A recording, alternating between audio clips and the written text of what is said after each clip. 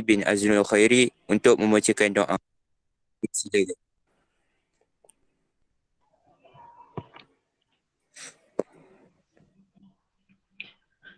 Al-Fatihah.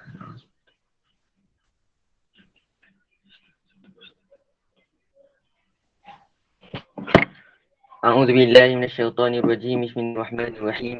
الحمد لله رب العالمين، والصلاة والسلام على أشرف الأنبياء والمرسلين سيدنا محمد وعلى آله وصحبه أجمعين.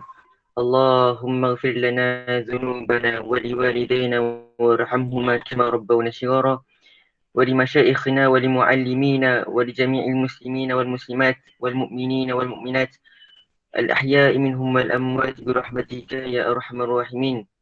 اللهم اجعل جمعنا هذا جمعا مرحوما، وفرقنا من بعده تفرقا معصوما، ولا تجعل اللهم فينا ولا أن يتبعنا شقيا ولا مترودا ولا محروما. Ya Allah, Tuhan kami, ya Allah, kau berkatilah majlis kami pada hari ini, ya Allah. Kau limpahkanlah sayap malaikatmu untuk menaungi majlis kami pada hari ini, ya Allah. ربنا ظلمنا أنفسنا وإن لم تغفر لنا وترحمنا لنكونن من الخاسرين. ربنا هب لنا من أزواجنا وذرياتنا قرة أعين واجعلنا للمتقين إماما. اللهم بارك لنا في هذا المجلس، اللهم بارك لنا في هذا المجلس، اللهم بارك لنا في هذا المجلس. وصلى الله على سيدنا محمد وعلى آله وصحبه وسلم، والحمد لله رب العالمين. Amin amin ya rabbal alamin. Jadi insya-Allah yang dihormati para asatizah, Ustazah Rabiatul Adawiyah, Ustazah Atika Zainuddin dan Ustazah Nurlin. Bersyukur kita ke hadirat ilahi dengan limpah kurnianya kita dapat menghadiri bengkel kepimpinan Al-Fatih siri yang pertama tahun 2021.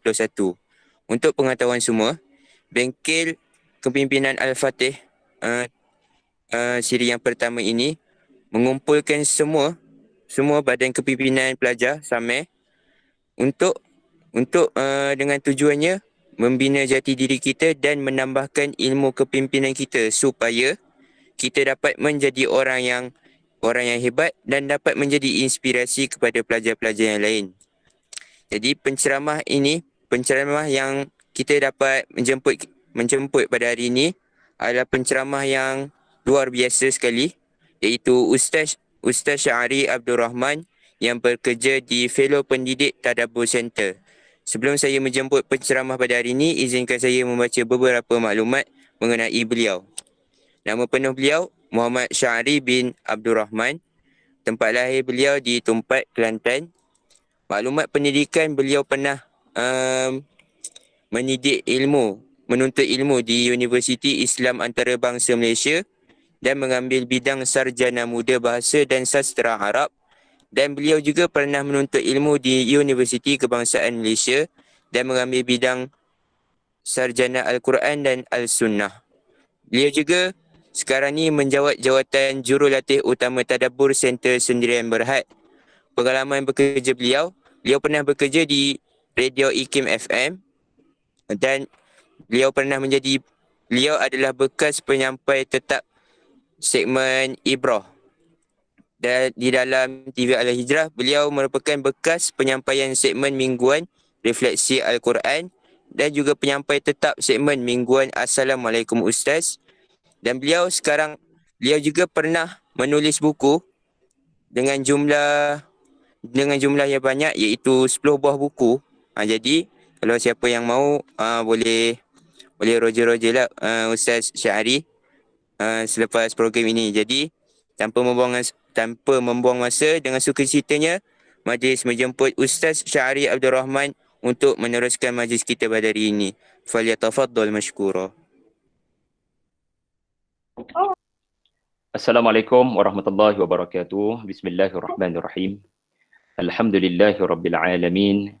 Wassalatu wassalamu ala rasulillah wa ala alihi wa sahbihi wa man tabi'ahu wa nasarahu wa jahada fillahi haqqa jihadih. Subhanaka la ilma lana illa ma 'allamtana innaka antal alimul hakim. Wa la hawla wa la quwwata illa billahil aliyil azim. Terima kasih banyak-banyak kepada adik Syazwan. Terima kasih kepada Ustazah Rabi'atul Adawiyah. Terima kasih kepada seluruh para asatizah daripada sekolah agama, sekolah menengah agama Rawang, Samir, dan seluruh badan kepimpinan pelajar, adik-adik yang menjadi pemimpin di sekolah Samir.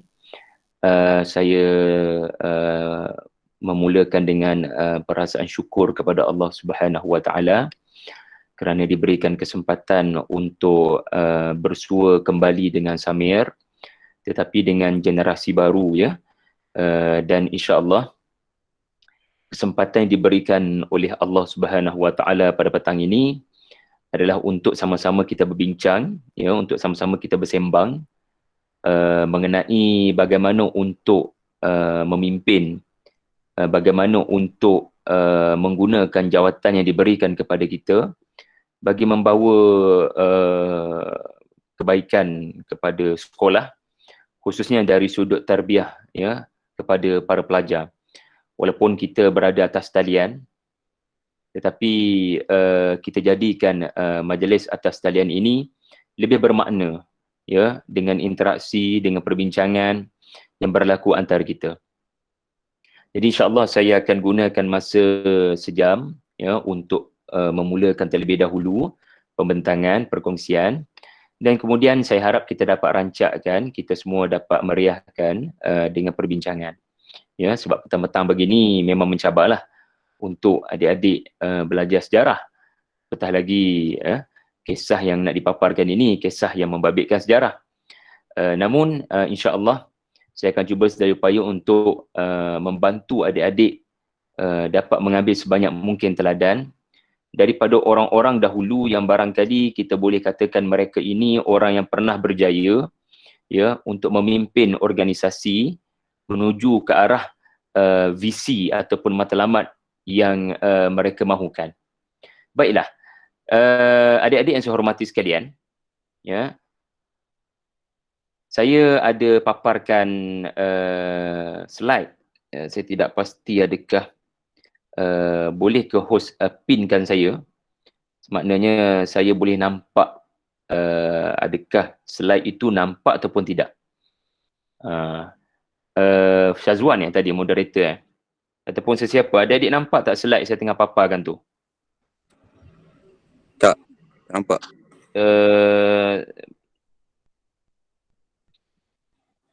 Oh, mana nak nampak, saya tak present lagi rupanya. Okey, sorry adik-adik.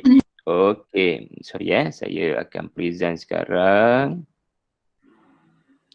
Okey, adakah sekarang adik-adik sudah nampak? Okey, dah pinkan saya kan, ataupun dah? Okey, boleh nampak ke? Nampak. Boleh, kan? boleh. Nampak kan? Boleh. Okey. Adik-adik boleh zoom in kalau adik-adik tengah dengar dengan phone. Kalau adik-adik dengar dengan laptop, saya tidak pastilah adik-adik boleh zoom ke tidak. Okey. Saya akan berkongsi kepada anda semua 5 perkara yang penting untuk pengurusan organisasi yang berkesan. Ya, sebab topik kita hari ini adalah pengurusan organisasi. Jadi pada pandangan saya adik-adik, ya, dan juga sedikit pengalaman, saya cuba sedaya upaya untuk tidak sekadar berkongsi pengetahuan tetapi pengalaman. Adik-adik kena pastikan paling kurang ada 5 rukun berorganisasi. Ini bukan 5 rukun Islam ni. Ini adalah 5 rukun organisasi. Okey. Dan kebetulan kelima-lima formula ini saya dapati ada kepada Sultan Muhammad Al-Fatih. Dan lebih menarik lagi, saya akan tambah sedikit kepada adik-adik. Rupa-rupanya ia juga adalah kisah Nabi Sulaiman alaihi salam. Nabi Sulaiman telah memimpin dengan cara yang sama. Rupa-rupanya Allah Ta'ala ada paparkan di dalam Al-Quran, ya, rukun pengurusan organisasi berkenaan. Maknanya Nabi-Nabi ni bukan sekadar kita percaya mereka ini berdakwah, tetapi Nabi-Nabi ni juga mereka adalah pemimpin, pentadbir, pemerintah, penguasa, pembuka, penakluk yang sangat berkesan dalam hal-hal pengurusan. Ya, mereka sangat profesional Okey, 5 formula tu saya sudah buat akronim untuk memudahkan adik-adik, ya. Iaitulah FATIH. Okey. So dengar elok-elok dan catat elok-elok, ya. Pertama sekali, find your direction. Itu F. Kemudian yang kedua, acknowledge every potential. Ya, iktiraf setiap potensi yang ada sebagai AJK. Yang ketiga adalah berfikir, thinking with full information.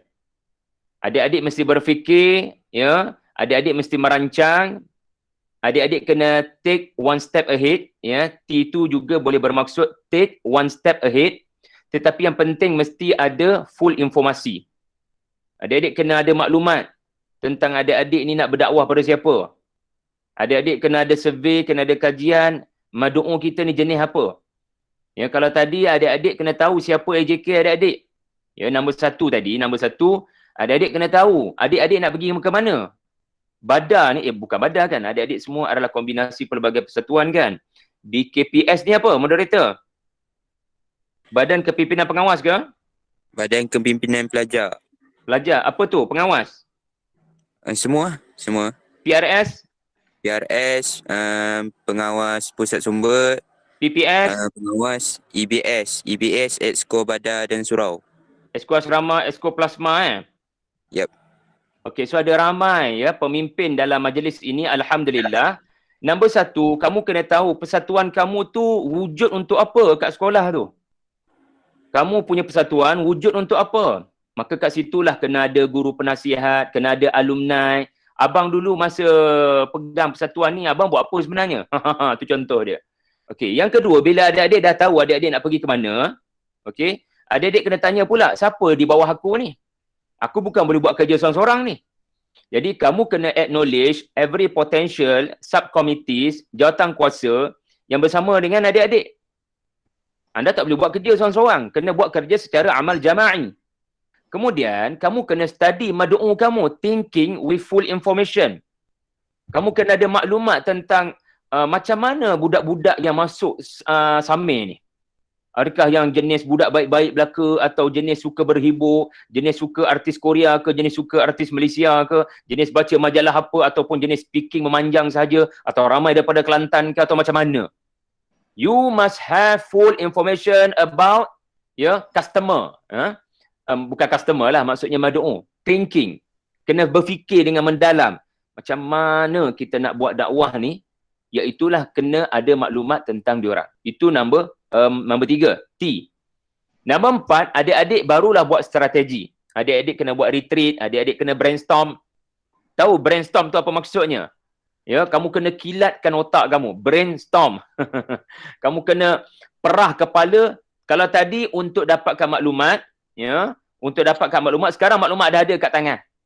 Maka sekarang ni adik-adik kena buat perancangan, kena buat program, kena ada cara-cara mendekati madu'u.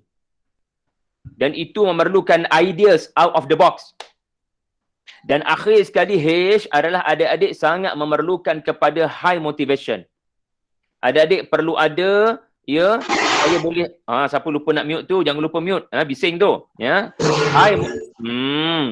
High motivation adalah maksudnya adik-adik kena ada mentor, adik-adik kena ada usrah pimpinan, adik-adik kena ada sebulan sekali barangkali pengisian. Okey, dapat ke tidak 5 formula tu? Kalau dapat, sebut dapat. Dapat. Bagus. Lepas sebut dapat tu, mute balik suara tu. Sekejap lagi bising, ganggu Ustaz. Okey, sekarang mari kita huraikan 5 ni, FATIH, dengan melihat kepada fakta. Fakta cerita Nabi Sulaiman dahulu, kemudian kita tengok cerita Al-Fatih. Okey, untuk makluman adik-adik, cerita Nabi Sulaiman yang akan Ustaz pilih ini adalah cerita Nabi Sulaiman dalam surah 27. Adakah kamu tahu surah 27 surah apa? 27 tu sendiri adalah pahala berjamaah. Maka surah 27 ini benar-benar memaparkan cara-cara berjamaah. Ya, cara-cara untuk memimpin pasukan dengan berkesan. Iaitulah surah An-Namlu. Okey, cerita Nabi Sulaiman, ya, menarik kalau kita perhatikan. Nabi Sulaiman, ya, telah mengumumkan di hadapan perhimpunan dengan bala tentera, iaitulah kami diberikan pengetahuan tentang bahasa burung. Okey, adik-adik tengok kat situ. Kami telah diberikan pengetahuan tentang bahasa burung. Wa qala ya ayyuhan nasu 'allimna mantiqat tayr wa utina min kulli syai'. Kami, yakni saya, Sulaiman, telah diberikan Allah pengetahuan tentang pertuturan bahasa burung. Dan kami dikurniakan segala-galanya untuk capai apa yang burung beritahu. Siapa boleh jawab soalan Ustaz? Kenapa Nabi Sulaiman memimpin organisasi dan dia menyebut peranan burung? Soalannya adalah apa peranan burung? Kenapa kelihatan begitu penting untuk Nabi Sulaiman? Baginda sebut, kami boleh faham bahasa burung, kemudian wa utina min kulli syai', dan kami dikurniakan ya segala-galanya untuk memudahkan kami dapat melakukan apa yang burung beritahu. Jadi Nabi Sulaiman sebut burung dulu, baru Nabi Sulaiman sebut kami dikurniakan segala-galanya. Maka timbul soalan, kenapa burung yang kecil itu bagi Nabi Sulaiman penting? Adik-adik cuba jawab soalan ni. Petang-petang macam ni kita kena sembang.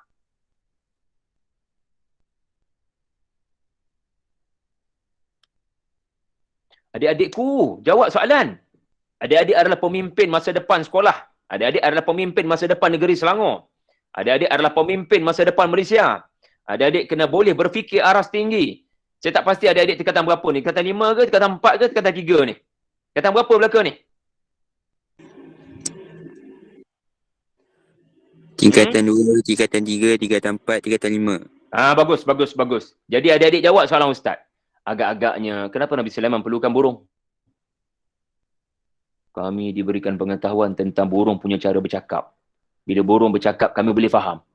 Kenapa Nabi boleh tahu bahasa burung? Kenapa penting burung? Adik-adik tak ada idea? Adik-adik tak terlintas kenapa burung penting? Bagi Nabi Sulaiman. Ada seorang, Farisha Nadira, dia mengatakan bahawa sebab burung boleh nampak semua yang berlaku kat muka bumi. Bagus. Itu siapa tu tadi tu? Ustazah? Siapa nama dia? Farisha Nadira. Ustaz boleh panggil Farisha. je nama-nama ni. Nanti Ustaz panggil. Tak, saya nak tahu macam mana sebab saya tak nampak pun pelajar-pelajar ni. Sekejap, tak keluar ni saya. Nampak? Dia bila kita tunjuk slide, itulah masalah laptop saya ni. Okey. Faham? Saya kena stop presenting. Tapi bolehlah nampak kat sini. Tak apalah ya. Terima tahniah kepada adik. Nanti kalau saya datang sekolah, saya hadiahkan kamu buku Al-Fatih. Siapa nama tadi? Hud siapa nama tadi? Farisha Nadira. Farisha Nadira. Bagus ya. Farisha, kamu kata burung dia boleh nampak apa yang tentera kat bawah tak nampak. Bagus. Tepat.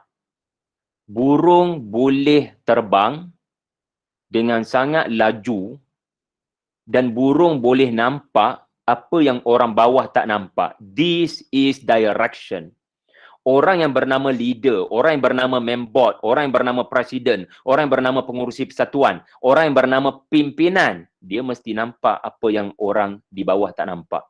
Kalau anda tidak nampak, orang bawah yang nampak, maka timbulkan soalan. Kenapa saya jadi pemimpin? Kalau saya tak tahu nak bawa ke mana organisasi ni. Jadi Nabi Sulaiman mengatakan, kami boleh faham bahasa burung. Sebab itulah kami perlukan burung hudhud. Tanya sama, itu hudhud. Kenapa kena tanya hudhud? Okay, kamu bila nak merentas negeri kan, nak balik kampung kan, nak raya tak lama lagi kan, kamu perlu guna Waze. Betul tak? Waze. Adik-adik tak guna Waze dalam rumah. Ya, adik-adik pun mungkin dalam phone tak ada Waze sebab adik-adik tidak memandu. Kalau saya, Waze tu wajib ada. Sebab Waze adalah director. Kita tekan search, nak pergi Samir Rawang. Saya tekan Samir Rawang, maka Waze akan beritahu, ya, bukan setakat sekolah tu kat mana. Wa utina min kulli syai'. Waze akan beritahu berapa kilometer. Waze akan beritahu ada halangan tak dalam perjalanan. Waze akan beritahu berapa minit jarak perjalanan. Waze akan beritahu belok mana. Belok sini, belok kiri, belok kanan, U-turn ke macam mana. So, bukan sekadar sekolah tu kat mana, tetapi bagaimana untuk sampai ke sekolah dengan selamat. Maka Waze itu seumpama burung, adik-adik. Kenapa penting Nabi Sulaiman sebutkan burung? Sebab kita dalam berjuang ni, dalam berdakwah ni, kita kena tahu sasaran kita, kita punya wawasan kita. Kita tak nak bawa bala tentera pergi berjalan-jalan, makan angin, cari makan. Kita nak bawa bala tentera Islam menuju ke negara yang sembah matahari. So, siapa boleh dapatkan maklumat tentang negara mana sembah matahari ni? Maka Hud jalankan tugas. Jalankan tugas. Maka burung pun terbang. Beritahu direction. So, burung seumpama Waze. So, tanya diri adik-adik semua. Adakah adik-adik sudah ada Waze dalam persatuan masing-masing nak tuju ke mana ni? Maka ustaz cadangkan. Buat perbincangan. Kalau kita buat fizikal ni, saya dah buat LDK dah ni. So, ada LDK, namanya adalah BKPS. Okey, kemudian ada LDK PRS. Kemudian ada LDK PPS. Mana EBS buat satu kumpulan, mana Esko Asrama buat satu kumpulan, mana Esko Plasma buat satu kumpulan. So, ada 1, 2, 3, 4, 5, 6 kumpulan. Okey, kemudian ustaz akan bagi tahu satu situasi. Ada sebuah kapal di mana ada 6 orang penumpang. Tetapi kapal itu bila berlayar ada ombak yang sangat tinggi dan 6 orang atas kapal ini telah menyebabkan kapal ini sangat berat dan boleh tenggelam, dipukul ombak. Maka ustaz sebagai nakhoda terpaksa umumkan daripada 6 orang ini, daripada 6 LDK ini, kita perlu singkirkan 3. Barulah kapal ni akan selamat. Cerita ni mirip cerita Nabi Yunus. Kita terpaksa undi siapa yang kena ke laut. Jadi masa tu akan berlaku debat. Saya BKPS tidak boleh dibuang ke laut. Kewujudan saya di SAME sangat penting. Tanpa BKPS, SAME akan jadi sekian. Oleh itu, saya mencadangkan kita singkirkan Esko Plasma. Esko Plasma pun bersuara. Mana boleh kamu singkir saya ke laut? Sekolah ni kalau tak ada plasma, tak tahu apa akan jadi. Mari saya beritahu apa akan jadi pada sekolah ni kalau Esko Plasma tak ada. So, berdebat. Akhirnya, lepas 1 jam berdebat, apa kesan dia? Masing-masing persatuan ataupun LDK nampak apa tujuan dia wujud. Besar ke kesan kat sekolah SAME ni kalau persatuan tu tak ada? Masa inilah baru masing-masing berfikir, patutlah orang dulu-dulu mewujudkan persatuan ni. This is the purpose of existence. So, orang pun, abang-abang kita, kakak-kakak dulu-dulu pun, maka mereka pun tulis visi ataupun vision. Jadi adik-adik kena tahu adik-adik nak bawa organisasi ni nak ke mana. Okey, itu contoh yang pertama cerita Nabi Sulaiman. Satu lagi yang menarik tentang Nabi Sulaiman adalah dia suka sangat mengumpulkan biro-biro ini dan baginda akan melakukan yuza'un, ayat 17. Adik-adik nampak yuza'un. Yuza'un ni maksudnya apa? Nabi Sulaiman akan kumpulkan, mana kumpulan jin berkumpul belaka? Mana kumpulan manusia berkumpul belaka? Mana kumpulan burung berkumpul belaka? Baris sedia. Berkumpul belaka.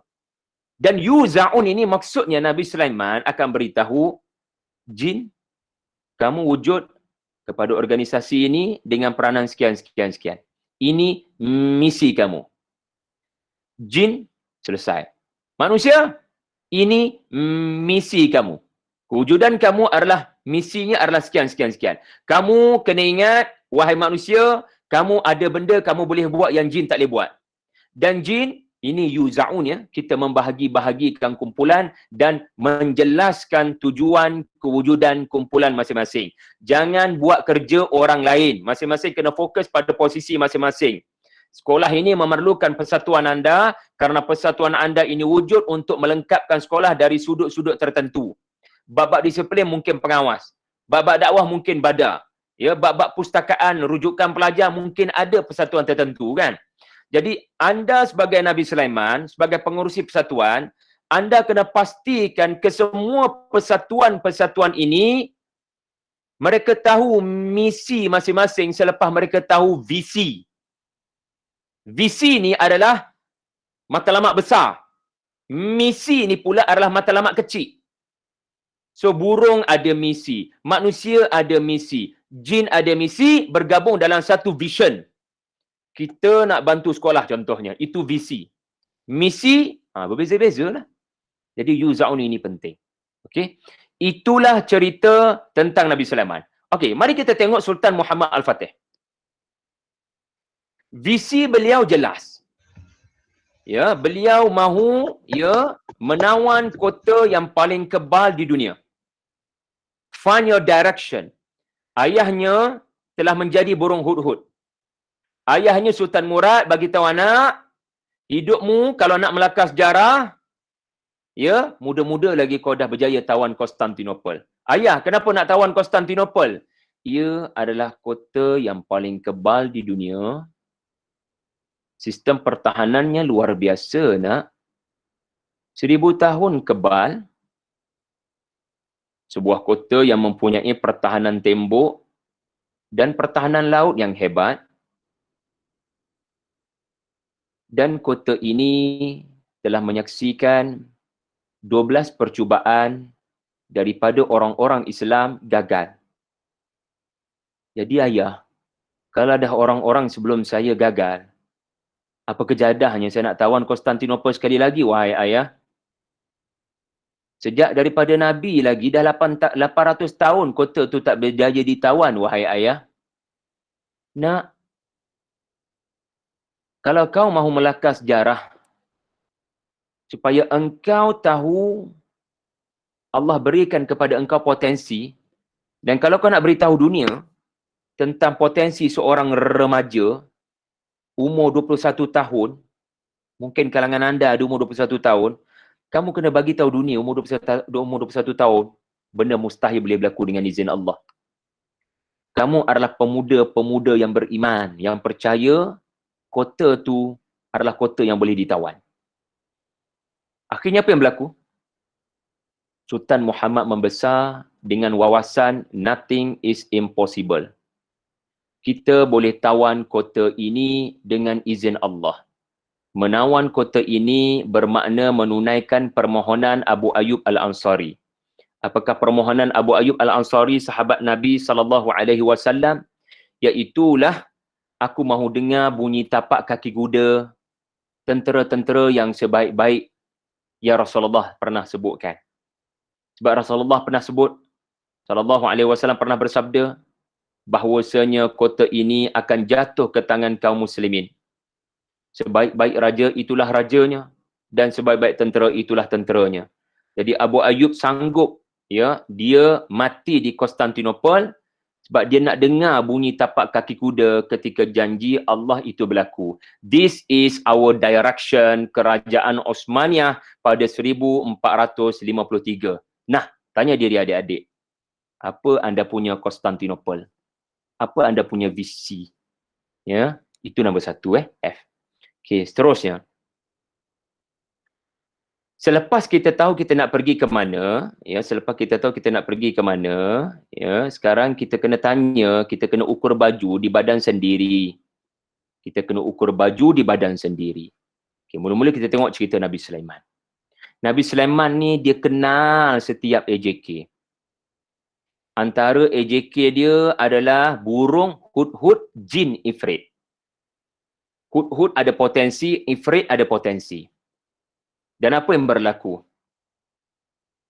Nabi Sulaiman pada satu hari, ya, baginda mendapati hudhud tiada. Mesyuarat, tergempar dibuat, hudhud tak ada. Padahal mesyuarat itu diadakan pada waktu pejabat. Macam mana boleh tak ada ni? Kita buat mesyuarat, tergempar ni, hudhud tak ada. Lalu baginda menunggu lama, hudhud tak datang-datang. Ya. Lalu baginda mengumumkan, kalau hudhud tidak datang dalam kadar yang segera tanpa alasan, aku akan sembelih. Sesungguhnya beliau telah melakukan kesalahan besar, iaitulah tidak datang mesyuarat yang diadakan, mesyuarat penting yang diadakan. Kalau dia tidak kemukakan alasan yang kukuh, aku akan sembelih. Ini disiplin dalam berorganisasi. Tiba-tiba Huhud pun sampai. Dia membawa laporan yang mengejutkan, iaitulah adanya sebuah kerajaan. Nama kerajaan itu adalah Sabak. Pemerintahnya adalah seorang perempuan, yang mana mereka dikurniakan kekayaan, dan mereka duka cita menyembah matahari. Mereka menyekutukan Allah. Panjang lebar ucapan Hud-Hud. Dan akhir sekali, Nabi Sulaiman kata, okey, terima kasih Hud-Hud atas laporan kamu. Saya akan semak laporan kamu. Jadi kesimpulannya, dahlah tak datang mesyuarat, melainkan lambat. Tapi Nabi Sulaiman tak marah pun. Kamu ni, kenapa datang lambat? Tapi Nabi Sulaiman kata, Hud-Hud, kenapa engkau lambat? Beritahu aku kenapa sebab. Itu ada beza tu adik-adik. Ada orang tak datang lagi mesyuarat. Dia tu, asyik-asyik, datang lambat. Ya, kalau kita belajar bahasa Arab kan, kita tengok ayat ni. Maliya la aral hud-hud. Apa masalah saya ni? Kenapa saya tak nampak Hud-Hud ni? Tengok ya Nabi Sulaiman, dia bercakap dengan penuh sopan santun. Dia tak kata, Hud-Hud ni asyik-asyik tak ada, asyik-asyik tak ada. Itu sangka buruk. Tetapi uslub Nabi Sulaiman adalah, Maliya. Apa yang tak kena dengan saya? Hud-Hud ni selalu ada. Macam mana boleh saya tak nampak dia ni? Ada beza tu kan? Ini menunjukkan Hud-Hud pada pandangan mata Nabi Sulaiman adalah makhluk yang sangat berintegriti, sangat amanah dengan kerja, tetapi pada hari itu dia tak ada. Tapi Nabi Sulaiman faham, ya, Hud-Hud mesti melakukan kerja yang sesuai dengan potensi dia. Dan terbukti, Hud-Hud pun sampai dan memaparkan laporan, iaitulah tuanku, sekarang kita berada di lembah semut.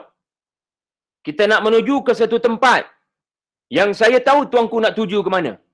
Tetapi izinkan saya menjadi Waze. Saya nak bagi tahu direction kita yang sebenar, wahai tuanku, bukan ke utara, bukan ke timur, bukan ke barat Palestin. Ayo kita tuju ke selatan Palestin, tuanku. Kerana di situ adanya wawasan kita. Sebab itulah Nabi Sulaiman tak marah kepada Hud-Hud.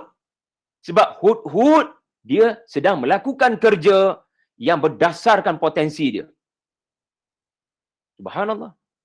Okey, sekarang kita tengok macam mana Nabi Sulaiman ini, bila dia tahu di bawahnya ada AJK yang ada bakat, ada potensi, ada orang mahir penerbitan, ada orang mahir bercakap, ada orang mahir kerja-kerja teknikal, ya, ada orang mahir, ya, kerja-kerja seperti apa? Contohnya dalam badar kan. Jadi setiap orang, kamu kena letak orang tu berdasarkan dia punya minat, dia punya potensi. Jangan letak orang tidak pada tempatnya. Dan bila anda sudah ada pasukan yang ada kepakaran masing-masing, barulah seronok nak mesyuarat. Sebab masing-masing bekerja dengan minat. Kalau tak berminat, cetuskan minat. Ya, saya dulu biro musalla. Kalau dalam badar, biro musalla. Sebab tak tahulah kenapa saya dipilih biro musalla, tetapi saya memang suka sangat, ya, bagi tazkirah dekat musalla tu. So sekarang bukan saya saja, tetapi saya kena uruskan, ya, jadual orang bagi tazkirah di musalla. Qul Islam Sultan Alam Shah dululah kisas, ya. Kemudian, ya, masa saya jadi pengawas lembaga ketua pelajar, saya jadi setiausaha. Memang tak minat memang tak minat sebab saya suka musalla. Sekarang saya jadi pengawas. Pengawas mana berurusan dengan musalla? Tetapi saya mencetuskan minat. Saya pun sembang dengan setiausaha tahun-tahun lepas. SU ni jadi apa ya, tuan? Kan dia alumni kan? Abang dulu jadi SU sebab apa? Abang dulu memanglah tak minat juga SU ni, tapi apakan daya orang pilih abang. Kenapa orang pilih abang? sebab abang ni jenis tegas. Oh, SU kena tegas ya bang?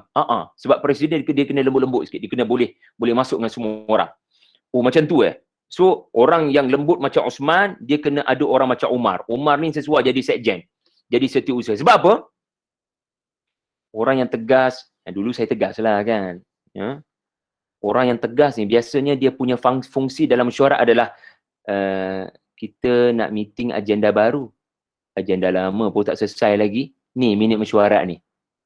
Ni nama Fulan bin Fulan ni. Dah buat ke belum ni? Ni minit mesyuarat ni. SU lah kerjanya kan, betul tak? Dia nak sahkan minit mesyuarat. Kita nak bagi idea baru. Idea lama pun tak berjalan ni. Ni siapa punya kerja ni? Dia kata nak dapatkan RM500 untuk program ni. Bagi laporan dulu. Macam mana? Dah dapat belum 500? Jadi seronok juga jadi SU. Sebab apa? Anda memastikan organisasi tidak angan-angan mak jenis. Nak benda baru, nak benda baru, nak benda baru. Tapi bab-bab pelaksanaan benda yang dah berlalu, gagal. Jadi baru seronok berbincang. Tengok Nabi Sulaiman ya. Dia buat mesyuarat. Dia buat mesyuarat. Dalam mesyuarat tu, ya, dia kata, Balqis nak datang ni. Balqis nak datang Palestin ni. Jadi, aku nak Balqis tu masuk Islam. Tapi macam mana nak menyebabkan dia masuk Islam? Dia kena masuk Islam dengan dia kagum dengan kita punya kehebatan. Dan dia tak boleh sekadar kagum dengan seni bina kita. Kita kena jatuhkan egonya dengan cara dia akan menemui dia punya singgahsana dekat Palestin. Dia punya arash tu, dekat Sabak Yaman tu, dia duduk bangga-bangga kan. Seluruh rakyat duduk memuja-muja dia kerana dia ada singgahsana hebat. Kita ambil singgahsana dia, bawa mari ke Palestin. So bila dia sampai, dia macam nampak singgahsana dia. Tetapi kita ubahlah sikit. Kita nak katanya, kalau setakat nak jadi seni bina macam Sabak tu, mudah sangat. Orang Kelantan kata semesek je. Mudah benar. Tak payah mana. Kita boleh buat lebih hebat daripada istana dia. So mungkin bila dia kagum, tengok tamadun Osmaniyah, dia masuk Islam. Tak sedikit yang orang masuk Islam. Sebab kagum dengan seni bina orang-orang Turki ketika Eropah mengalami kegelapan. Adik-adik kena ada pengalaman lah travel nanti. Macam mana elektrik dah ada, macam mana walaupun tak ada mikrofon, azan boleh didengar, kuliah boleh didengar, ilmu ulama boleh sampaikan di seluruh masjid, suara boleh didengar. Ini menakjubkan. Sedangkan di Eropah mandi sebulan sekali. Sebab tak tahu macam mana nak buat bilik air. Ya, sedangkan orang Islam, ya, mereka boleh mandi 2 kali sehari pada 1400, 1300 ketika Eropah dilanda kegelapan, ya, zaman kegelapan sebelum Renaissance datang. Lalu tengok mesyuarat ni berlaku. Okey, siapa yang nak pindahkan arash Balqis? Ifrit angkat tangan. Tengok. Ini menunjukkan bila orang tu dia bekerja dengan bidang dia. Bila Nabi Sulaiman letak Ifrit pada tempatnya, dia jadi sukalah nak menawarkan khidmat. Hud pun sama, dia suka nak berkhidmat. Jadi kita kena ambil kira potensi ni dengan baik. Ya. Lalu Ifrit pun menawarkan dirinya untuk pindahkan arash Balqis. Tetapi Nabi Sulaiman tidak ambil Ifrit sebab Nabi Sulaiman lebih suka siapa yang boleh datangkan dengan masa yang lebih pantas. Lalu Nabi Sulaiman pun ambil ulama lain. Yang mana dia tak perlu bekerja apa-apa, dia berdoa saja terus ada singgahsana berkenaan. Jadi ini gambaran kualiti Nabi Sulaiman. Okey, mari kita tengok cerita Muhammad Al-Fatih. Okey. Kalau kita tengok cerita Muhammad Al-Fatih ni, kita akan dapat tahu cerita tentang Sultan Muhammad ni, dia sangat mengambil berat tentang Maryam. Siapa boleh buat Maryam? Maryam gergasi ni. Sebab nak takutkan musuh, kalau tadi Nabi Sulaiman, dia kena bawa arash Balqis. Dan sekarang untuk Muhammad Al-Fatih takutkan Konstantinopel, untuk takutkan Konstantinopel, dia kena datang dengan senjata yang tak pernah Konstantinopel nampak. Konstantinopel tak pernah nampak senjata tu. Macam mana nak buat ni? Lalu baginda telah mengupah seseorang yang bernama Orban. Orban telah diperintahkan oleh Nabi Sulaiman pula ya, iaitulah Sultan Muhammad telah memerintahkan kepada pakar waktu itu, ya, Hud waktu itu, Ifrit pada waktu itu, walaupun tidak beriman, tetapi kita kena gunakan beliau sebab beliau yang paling pakar dalam bidang tu. Okay, babak penerbitan ni, ya, kita nak bagi pada siapa kan? babak penerbitan ni, okey, siapa yang paling mahir dengan penerbitan ni, okey, katakan Aisyah Mariam. Ataupun Ahmad Zarih Wajdi. Okey, bab-bab setiausaha ni bagi pada Danish. Bab-bab kewangan ni bagi pada Amar Fahmi. Bab-bab bercakap kat depan pengurusi ni bagi pada Megat Iskandar. Harapnya semua ni pelajar-pelajar lah, bukan guru. Ya. Jadi nampak ya, anda kena atur orang ni, anda kena study dulu dia tu kelebihan kat mana. Jangan bagi tugas ya dalam keadaan dia tak ada pun connection. Dia macam tak boleh langsung nak perform dengan jawatan berkenaan. Kena sembang dulu macam Nabi Yusuf. Bila Nabi Yusuf dibebaskan daripada penjara adik-adik, ya, bila Nabi Yusuf dibebaskan daripada penjara, Raja Mesir nak bagi dia jawatan penasihat. Yusuf, kami sudah mengenali karaktermu, akhlakmu, maka aku nak lantik engkau sebagai penasihat. Tapi surah Yusuf kata apa? Falamma kallamahu qala innaka al-yawma ladaina makinun amin. Adanya proses interview. Adanya proses temu ramah. Kamu dalam banyak-banyak biro ni kamu suka biro apa? Kamu rasa bakat kamu duduk dekat biro mana? Sembang dulu. Jangan tiba-tiba dah umumkan dia jadi exco biro ni, dia jadi exco biro ni. Kena sembang dulu, kena tahu potensi dia. Okey? Setakat ni ada apa-apa soalan tak ada adik untuk A, ya? Petang-petang macam ni saya tak boleh sahala sebab saya pun mengantuk. Adik-adik bayang saya pun mengantuk adik-adik.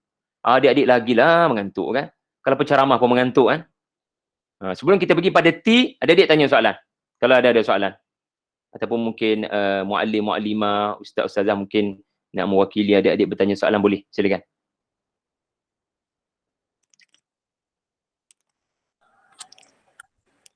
Ustaz, kalau ada daripada ahli-ahli kita, lagi-lagi yang baru-baru ni, adik-adik junior yang baru dapat jawatan yang baru ni, dapat jawatan pengawas ataupun badah ataupun apa-apa segala jawatan, bagaimana nak yakinkan diorang ni mampu untuk membawa jawatan diorang tu? Motivasi untuk mampu membawa jawatan, ia memerlukan kepada H. Okey. Jadi disebabkan kamu dah bertanya, saya terus nak pergi pada H. Boleh ke Syazwan? Boleh. H adalah high motivation. Commitment. Okay, kita tengok Nabi Sulaiman. Nabi Sulaiman, dia dapat motivasi daripada siapa? Nakib. Dah. Dia dapat motivasi daripada siapa? Nakib dia adalah Nabi Daud. Okey? Alahai. Saya tak share rupanya sekejap. Saya share balik.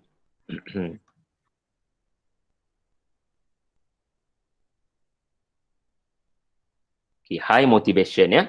Okay, kita tengok Nabi Sulaiman. Siapa mentor dia? Okay, motivasi ni, dia macam ni. Adik-adik jangan terus bagi tugasan. Dia kena ada sesi makan-makan, sembang-sembang, tengok cerita sama-sama, PS4 sama-sama sekejap.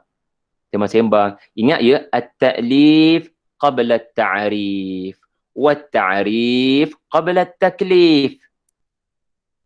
Benda nombor satu, ikat hati dia dulu. Bagi dia suka dengan organisasi ni.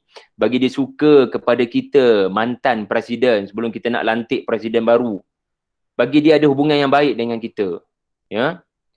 Wa ba'da at-ta'lif fadhhabtum ila at-ta'rif. Okay, jelaskan dulu. Kerja presiden ni, kerja biro dakwah ni, kerja biro makanan ni begini. Kadang dia jadi tak semangat sebab dia punya expectation terlalu tinggi. Habislah saya, kerja ni terlalu berat. Dah, Dik, kerja ni saiz S. Kenapa duk bayang double XL? Kamu bukan pimpin sebuah negara, kamu pimpin negeri je, kecil je pun. So kadang dia tak jelas job scope tu. Ya, so kadang orang jadi hilang motivasi sebab dia tak faham kerja tu, maka perlu diberikan ta'rif. Wa ba'da ta'rif fadhhabtum ila at-taklif. Barulah bagi taklif. Tetapi bila kita bagi tugas ke orang ni, kita kena ada kemahiran Nabi Daud. Nabi Daud ni mentor. Jadi adik-adik ni kena ada usrah pimpinan. Adik-adik kena ada usrah bersembang dengan guru-guru Ya, kena ada mentor. Kalau tak jadi lemah semangat tengah jalan. Nabi SAW pun tahun yang ke-12, Nabi lemah semangat. Lalu apa yang berlaku? Rasulullah diusrahkan dengan para anbiya kan? Rasulullah imamkan para anbiya di Masjidil Aqsa. Rasulullah diperjalankan jumpa Nabi Adam, Nabi Isa, Nabi Idris, Nabi Yusuf, Nabi Harun, Nabi Musa, Nabi Ibrahim. Kenapa nak kena jumpa Nabi-Nabi? Ini kan alumni. So, bila jumpa alumni, kita jadi kuat semangat. Lah, saya ingat saya seorang je ada masalah ni. Abang-abang dulu pun ada masalah juga. Ya? Jadi, bila kita banyak bertemu dengan orang lama-lama, kita bersembang, kita mi'rajkan diri kita, kita israkkan diri kita. Ya? Sebab tu Nabi Daud bijak. Ya? Semasa dia memerintah, dia dah intern dia. Dia dah bawa dah Sulaiman turut sama, terdedah. Ini tidak. Aku habis jawatan baru nak cari orang, Nabi Sulaiman pun jadi pemimpin raja seterusnya. Tak. Ya. Sebelum Sulaiman memerintah menggantikan aku bila aku wafat, aku nak dedahkan lebih awal kepada Sulaiman. Dia mesti duduk dalam mesyuarat aku walaupun dia bukan lagi pemimpin. Mungkin orang-orang akan mempertikai. Tuanku, kenapa bawa budak-budak masuk mesyuarat penting ni? Saya bukan bawa budak-budak. Saya bawa bakal raja. Saya nak anak saya lebih baik daripada saya. Ini prinsip mentor yang baik. Ini prinsip nakib yang baik. Ini prinsip guru penasihat yang baik. Iaitulah, saya nak kamu lebih baik daripada saya. Saya dulu pernah pimpin sekolah ni. Saya nak kamu lebih baik daripada saya. Ya, oleh itu, kamu kena terdedah lebih awal. Sebab tu kita kena ada orang-orang yang kita target. Ya, jangan masa muktamar baru nak buat pelantikan. Sebelum tu tak buat pun pendedahan. Orang panggil apa? Latihan industri. Orang panggil apa? 3-4 bulan dia intern dengan kita. Dalam surah Al-Anbiya, kalau adik-adik baca, sebab adik-adik kan sekolah agama, mesti adik-adik pernah dengar cerita Nabi Sulaiman yang berbeza pandangan dengan ayahnya Nabi Daud. Dalam satu kes mahkamah. Ya, baca surah Al-Anbiya. Di mana ayat tu kita baca, ayat tu sebelum kita masuk SPM baru-baru ni kan. Sebelum kita masuk Dewan Peperiksaan. فَفَهَّمْنَاهَا سُلَيْمَانَ وَكُلًّا آتَيْنَا حُكْمًا وَعِلْمًا فَفَهَّمْنَاهَا سُلَيْمَانَ. Kami berikan kepada Sulaiman anak murid lebih baik kefahaman daripada ayah dia. Subhanallah. Ini cerita Nabi Sulaiman. Cerita Muhammad Al-Fatih lagi menarik. Cerita Muhammad Al-Fatih, ya, ayah dia dah dedahkan dia sejak umur 12 tahun. 12 tahun. Okay. Kalau adik-adik tekan Google, okay, adik-adik type Battle of Varna 1444. Okay, adik-adik tengok Keluar tak kat kamu punya phone? Keluar tak? Keluar. Gambar ni. The Battle of Varna. Battle of Varna ni, naik kuda putih ni siapa? Sultan Murad.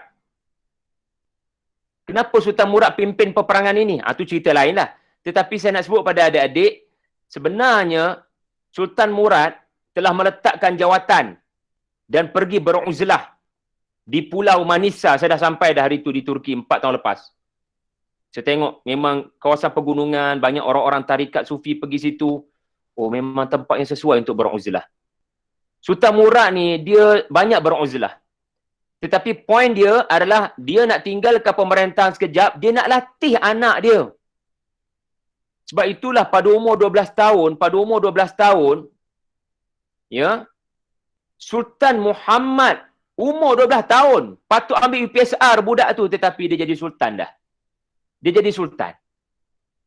Jadi terkapai-kapai lah.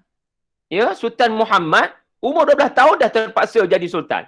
Tetapi bagi Sultan Murad tak apa. Ya, sebab ayah nak latih engkau. Dan bila tengok respon Kristian, respon orang-orang Kristian, mereka gembira bila dapat tahu kerajaan Osmaniyah telah melantik budak 12 tahun jadi sultan. Tengok negara-negara Kristian, mereka semua gembira dan nak serang kerajaan Ottoman. Mereka nak serang kerajaan Osmaniyah sebab budak 12 tahun jadi sultan, babe. Jom bro, kita serang mereka. Kita ludah mereka keluar daripada Eropah, Edirne.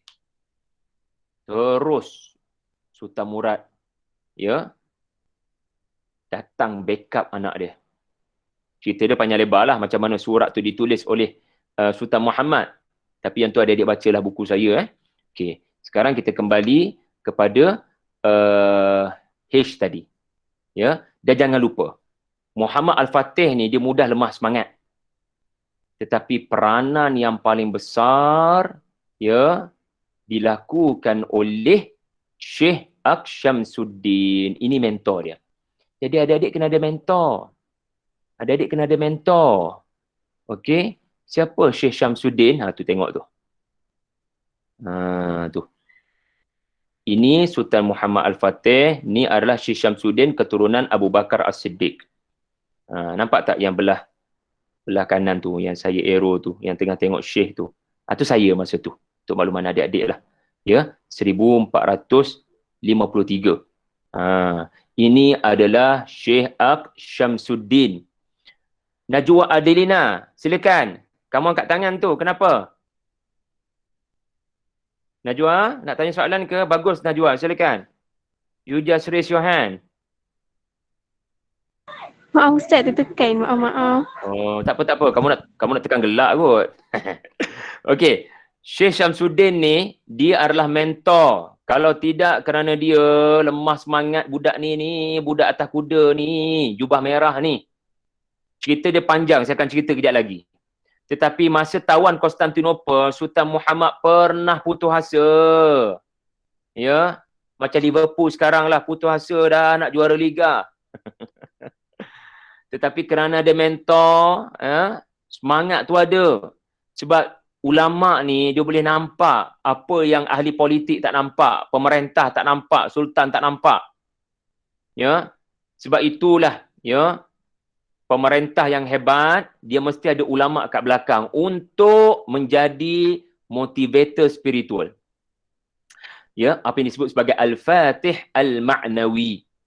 Kalau Nabi Sulaiman, dia ada Nabi Daud. Wa waritha Sulaimanu Daud. Ini menunjukkan Sulaiman mewarisi ilmu Daud. Yang tu dia jadi semangat. Sebab sejak daripada kecil lagi ayah dah latih dia. Sultan Muhammad pun sama. Sultan Murad dah latih dia sejak daripada awal. Dan bila dia memerintah, Syekh Syamsuddin ada sama-sama. Sedangkan Syekh ni, ya, adalah juga penasihat Sultan Murad dahulu. Ya, jadi pengalaman itu sangat berharga. Okey, itu H. Jadi harapnya jawab soalan lah. Ya, menjawab persoalan daripada siapa tadi? Ya, insya-Allah. Okey, ada soalan lain lagi tak adik-adik? Kalau tak ada, saya akan pergi kepada lagi dua akronim. Ya, lagi dua akronim. Ya.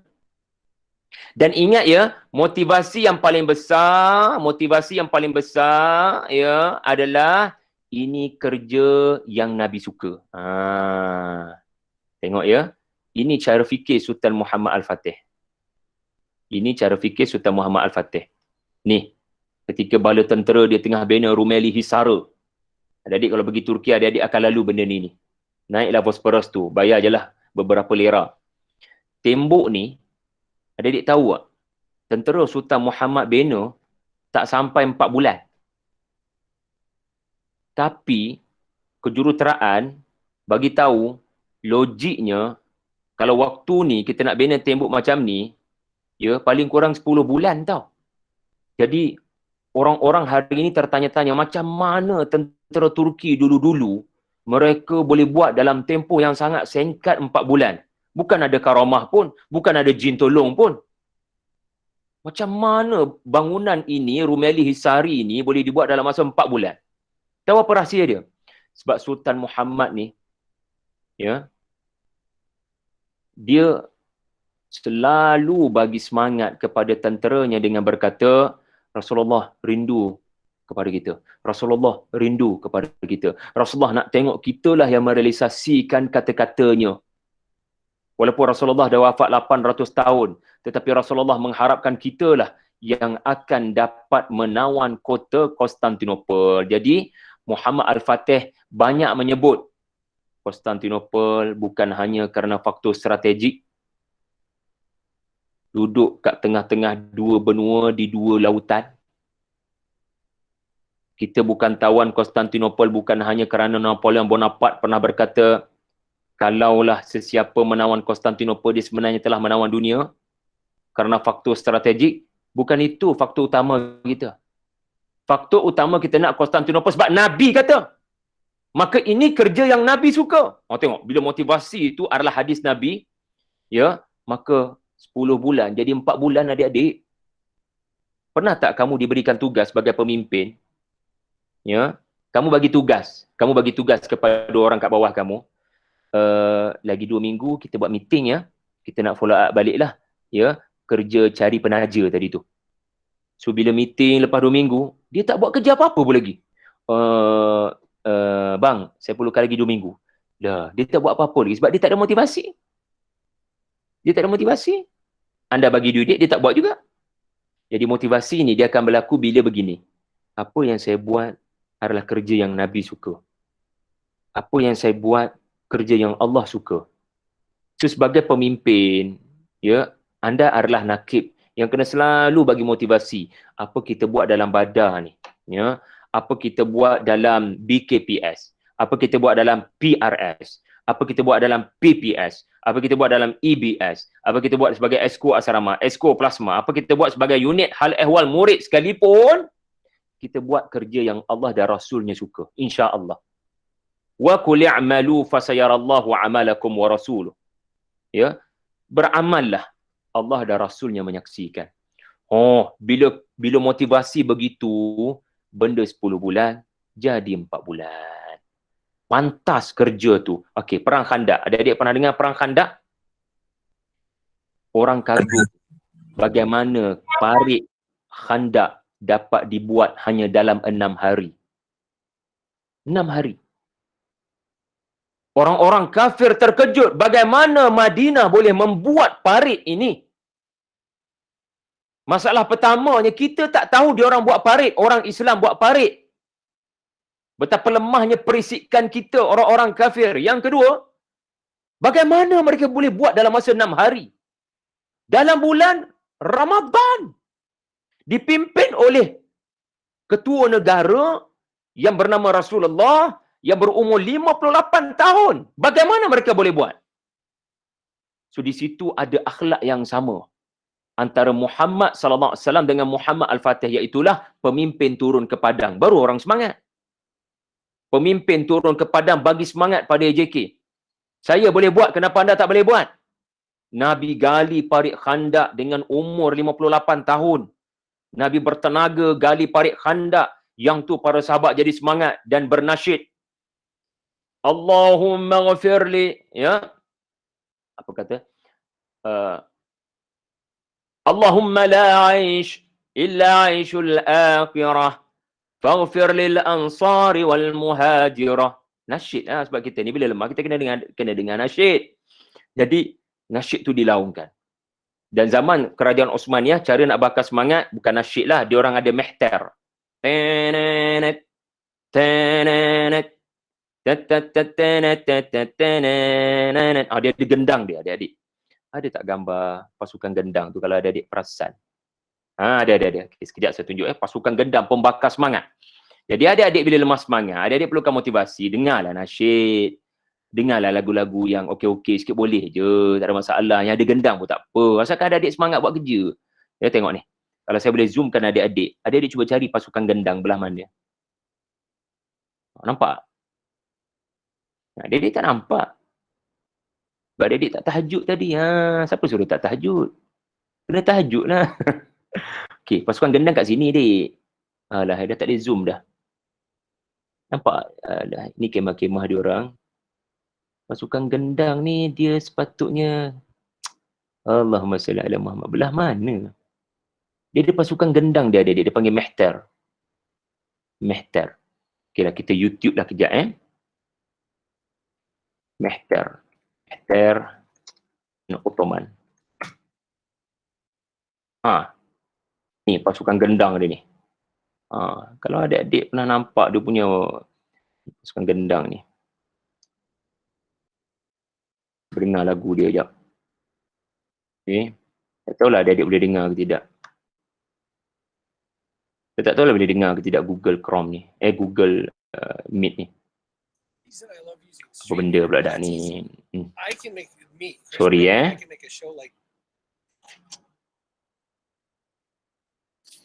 Oh, tu. Cuba dengar. Boleh dengar ke adik-adik? Boleh. Boleh. Oh, tu.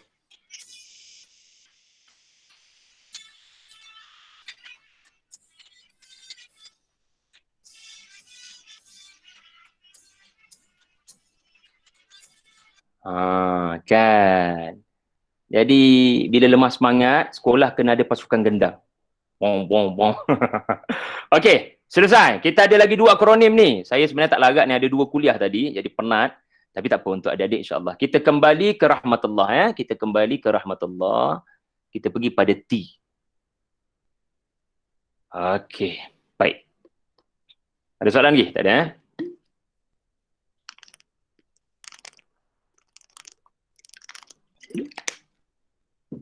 Okey. Dalam peristiwa hijrah, kat mana F? Kita akan pergi ke Yathrib. Okay, itu jelas. Tengok Nabi dalam hijrah. F adalah kita akan menuju ke Yathrib. Okay. Kemudian, A kat mana?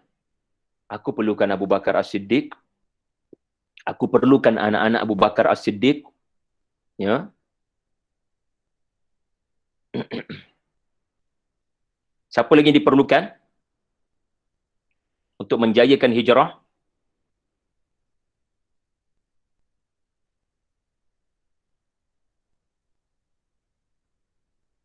Okey.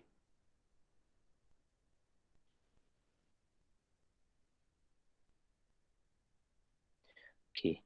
So Nabi mengambil Abu Bakar, Nabi melantik Abdullah bin Abu Bakar untuk bahagian mendapatkan maklumat. Nabi sangat mementingkan maklumat, research, thinking. Kamu kena buat plan, kamu kena fikir dengan mendalam macam mana pergerakan kamu. Macam mana badan dakwah ni nak bergerak.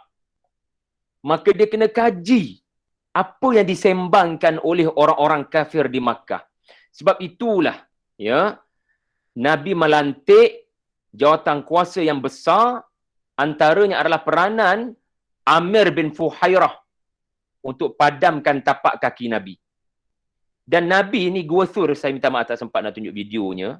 Adik-adik nampak belakang tu Gua Thur. Kenapa Nabi bersembunyi kat sini 3 hari? Kenapa Nabi bersembunyi 3 hari? Kerana maklumat yang Nabi dapat adalah tawaran pembunuhan Rasulullah adalah lumayan dalam hanya 3 hari. Ada dia baca sirah. Jadi tengok ya, Rasulullah SAW dia sangat profesional. Dia belajar daripada Nabi Sulaiman. Muhammad Al-Fatih pun belajar daripada Nabi Sulaiman. Muhammad Al-Fatih pun belajar daripada Rasulullah. Dia tak boleh kita tawakal membuta tuli. InsyaAllah Allah Ta'ala akan selamatkan kita. Ya, kita keluar je. Allah Ta'ala dah takdirkan kita ni hidup mati ni. Keluar je kalau apa-apa jadi. Semuanya dah takdir Allah. Tak. Kamu kena ikhtiar, kamu kena ada maklumat, kamu kena ada kajian. Alah, kenapa nak kena penjarakan sosial? Ya, kenapa nak kena pakai mask? Kalau dah Allah takdirkan, dapat COVID, dapat juga. Kalau dah tak sihat juga. Kalau dah mati-mati juga. Kamu nak letak kat mana? Cerita Rasulullah berikhtiar mengelakkan bahaya. Cerita Rasulullah bersembunyi 3 hari kerana Nabi dapat maklumat. Sebab itulah umat Islam kena jadi orang yang melakukan sesuatu dengan ilmu. Ilmu sains kata COVID mudah merebak bila duduk dekat, tak pakai mask. Jadi ini pengalaman berharga yang mesti dimanfaatkan. Ini cerita Nabi Sulaiman. Di mana Nabi Sulaiman, ya, dia tak cepat percaya kepada Hudhud. Ini kehebatan Nabi Sulaiman. Bila Nabi Sulaiman dengar Hudhud melaporkan tentang kerajaan Sabak, sikap Nabi Sulaiman adalah Sananzur. Kita semak. Saya tak cepat percaya dengan dakwaan kamu. So saya nak semak dengan kamu berikan surat saya ini kepada kerajaan Sabak. Kalau mereka respon, maka benarlah dakwaan kamu. Kalau mereka tak respon, saya anggap kamu dusta. So Nabi Sulaiman, dia tak nak bertindak apa-apa melainkan dengan maklumat yang tepat. Betul ke diorang menyembah matahari? Kita tengok respon diorang nanti. Ya, Nabi Sulaiman tidak mahu bertindak apa-apa melainkan selepas mendapat maklumat. Benda yang sama kita belajar daripada Balqis. Siapa kata lelaki je hebat memimpin? Adik-adik perempuan pun hebat memimpin. Kan adik-adik perempuan kan? Mana Fatihah Umairah? Fatin Ayuni. Siapa lagi ada di sini? Najwa Adilina. Nama lagi? Mana lagi nama-nama adik-adik ni? Mana nak tengok ni? Aisyah Amani. Ainul Idura. Siapa lagi? Davina Syadia. Dalilah Irdina. Dia Aiman. Erika Adriana. Farah Fakira. Siapa lagi ni? Ya. Izzat. Izzah Atira. Anda adalah wanita-wanita yang punya kualiti kepimpinan. Seperti Balqis. Siapa kata lelaki je hebat? Wanita pun hebat. Tengok Balqis. Dia buat mesyuarat. Cerita dia macam ni. Dia buat mesyuarat. Tiba-tiba tanya pandangan. Menteri-menteri semua. Kita dapat surat Nabi Sulaiman ni. Kita nak buat macam mana? Kita nak lawan ke tak ni? Nak berperang ke tak ni? Menteri-menteri kata, Puan Seri Permaisuri, kita tak pernah kalah berperang ya. Oh, jadi menteri-menteri nak cadang kita berperang ya? Terpulang kepada Permaisuri, tapi track record kita cemerlang. Ya, kita tak pernah kalah dalam peperangan, ya, seperti apa ya, seperti kalau EPL sekarang ni, ya, Manchester City ya, yang sukar untuk dikalahkan ya, mendahului liga ya. Jadi kita ni, tuanku, pandai-pandai lah, tapi kita tak pernah kalah peperangan. Maknanya apa? Menteri-menteri nak kata kepada permaisuri mereka, we can beat Solomon if you want. Tetapi bagi Balqis, menteri-menteri semua, korang tak ada maklumat tentang Sulaiman. Korang tak ada maklumat. You didn't have any full information about Solomon. You didn't know, you didn't have white hat. Okay, adik-adik, kalau adik-adik free, adik-adik baca buku-buku, adik-adik Google, apa yang disebut sebagai 6 thinking hats. Okay, adakah adik-adik nampak apa yang saya Google ni? Nampak. Bagus. Nampak. Itu adik-adik ke Ustazah tadi tu? Adik-adik 6 thinking hat. Adik-adik kena belajar skill-skill ni. Dia bagus sangat untuk adik-adik mantap dalam pengurusan ya. Okay, apa yang dimaksudkan 6 thinking hat? Tengok white hat. Tadi saya nak sebut white hat. The white hat is about data and information. It is used to record information. Maknanya adik-adik bila nak buat mesyuarat tu, kena buat penyelarasan. Okey, semua 10 orang ni, saya tak nak korang pakai topi macam-macam. Kita mulakan mesyuarat dengan topi putih belaka. Dan kejap lagi, sesiapa yang tak setuju dengan mesyuarat ni, tak apa, jangan risau. Saya akan buka kepada topi merah. And then sama-sama. Yang penting semua orang kena pakai topi yang sama pada masa yang saya tetapkan. Kita tak nak masa mesyuarat panjang lebar, tetapi bergaduh tak sampai keputusan.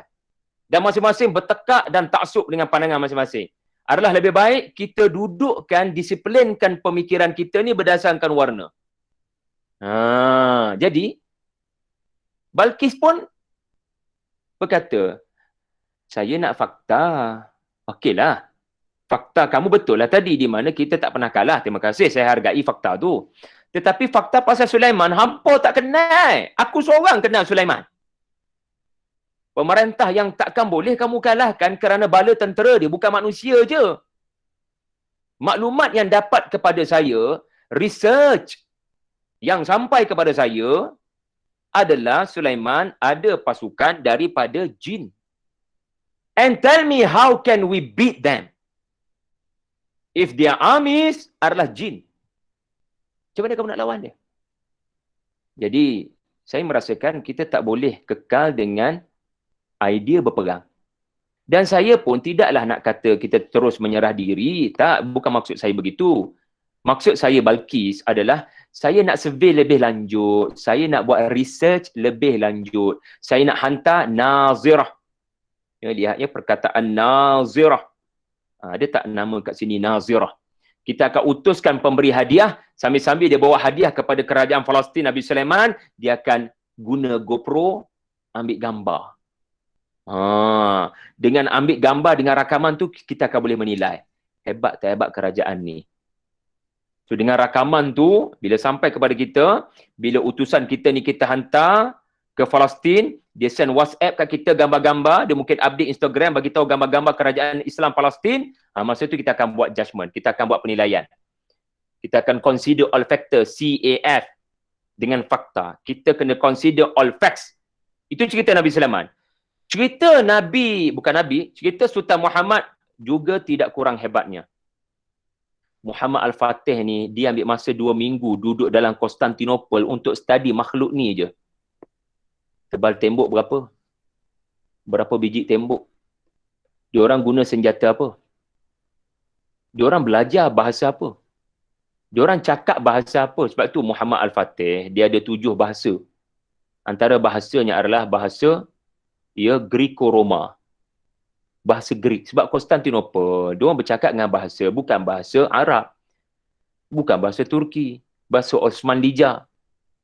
Jadi, untuk anda tahu apa isu terkini politik, ekonomi, sosial di Konstantinopel, anda kena faham diorang bersembang dengan apa dia. Ya, anda nak serang satu kerajaan.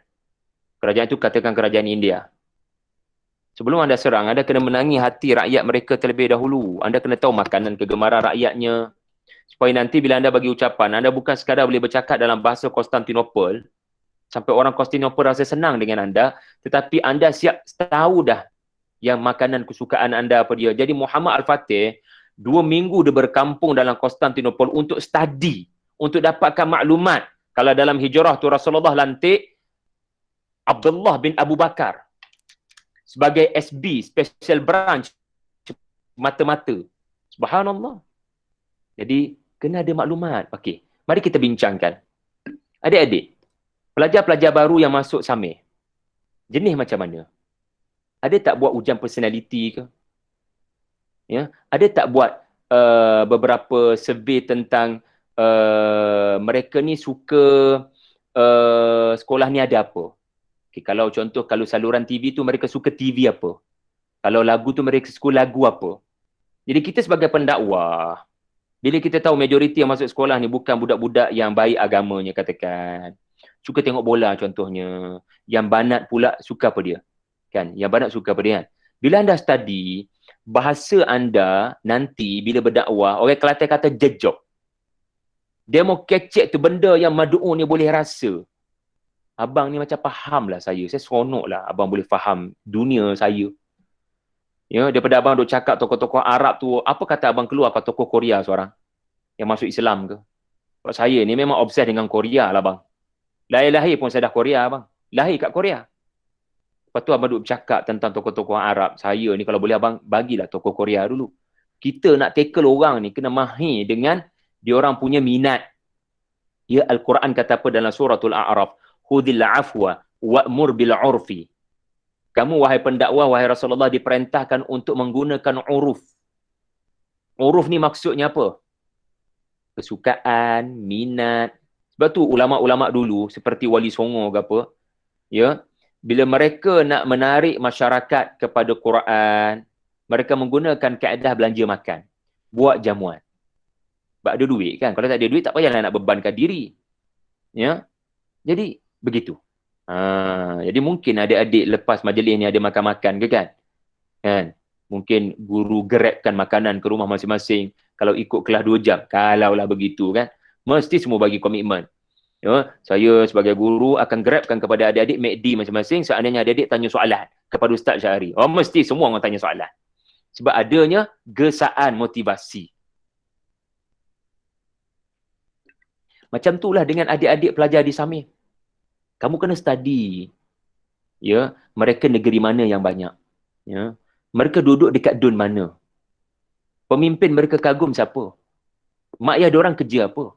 Adik-beradik diorang ada berapa? Ingat ya, orang yang adik-beradik ramai perempuan dengan orang yang adik-beradik ramai lelaki, dia ada karakter berbeza.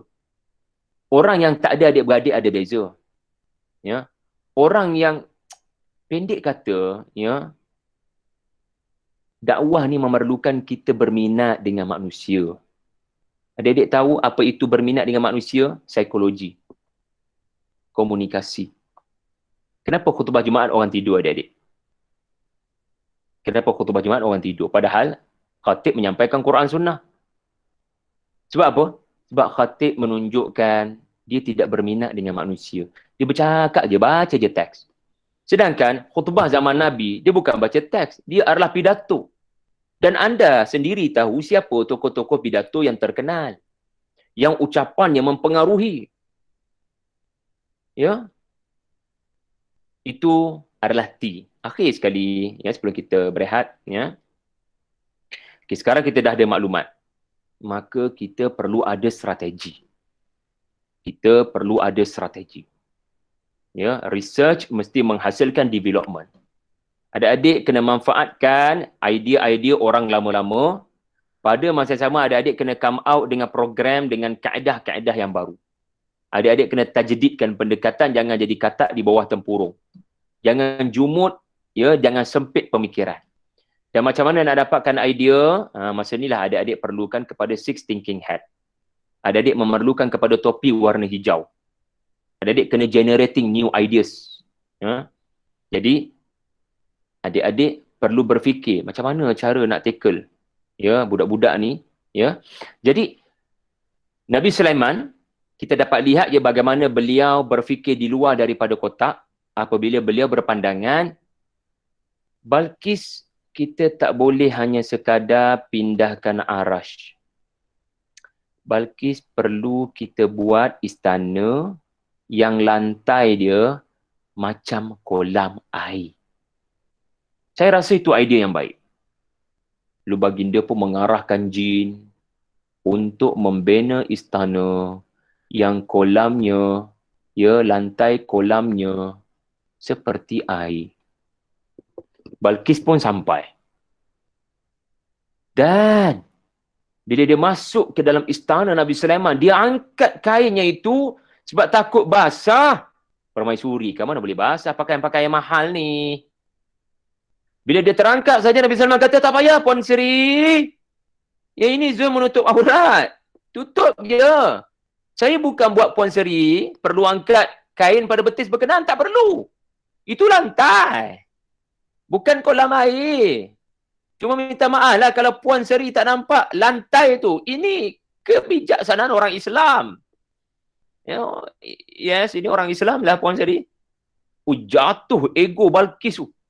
Balqis yang bertahun-tahun mengatakan kita lah kerajaan Sabah yang paling hebat, yang tidak pernah kalah perang. Kita boleh membina pelbagai istana dengan hebat-hebat. Tiba-tiba mengalah. Macam mana orang Islam boleh buat begini? Kita orang menyembah matahari tak boleh buat macam ni. Macam mana orang beriman boleh buat begini? Aduh. Egonya jatuh ke tanah. Terus sujud dan beriman kepada ajaran Islam. Jadi matlamat dakwah tercapai. Dengan kreativiti. Dengan kebijaksanaan. Jadi, mencapai matlamat tidak mencapai. Mari kita lihat bagaimana Muhammad Al-Fatih menggunakan strategi di luar daripada kotak. Ceritanya adalah, ya, beliau telah meminta kepada pasukan bala tentera yang buntu nak serang daripada arah mana. Kali ini kita akan serang dari arah bukit. Ya, dari arah bukit. Ya. Adik-adik boleh nampak macam mana, ya, bila mereka buntu hampir 1 bulan, ya, hampir 2-3 minggu, akhirnya strategi di luar kotak adalah kita akan serang dengan cara kapal dibawa naik ke atas bukit. Orang kata gila ke apa? Kenapa nak buat kapal naik atas bukit? Sebab kita nak masuk ke dalam Golden Horn. Nak masuk macam mana kalau rantai dah ada kat situ? Jadi kita kena bawa masuk juga. Kebetulan diorang tengah berhari raya, tengah seronok sebab semalam tentera kita kalah kat bahagian laut. Bagilah diorang seronok. Syekh Syamsuddin pesan kat aku. Sahabat, jangan putus asa. Mungkin kemenangan pasukan kafir untuk melalaikan mereka daripada serangan dari arah bukit daripada kita. Dan tuan-tuan, adik-adik tengok ya, diorang memang betul-betul bukan setakat idea hebat, tetapi pelaksanaan yang hebat. Ya, tentera Islam telah berjaya untuk menyerang Konstantinopel dari arah lautan Golden Horn. Itulah ceritanya.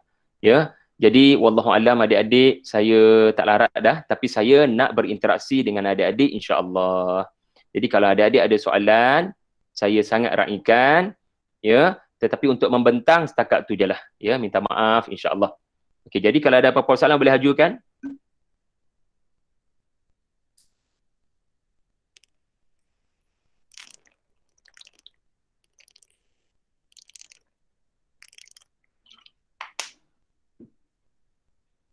Alhamdulillah, ramai ni, masya-Allah ada 98 orang ni. Barakallahu fikum.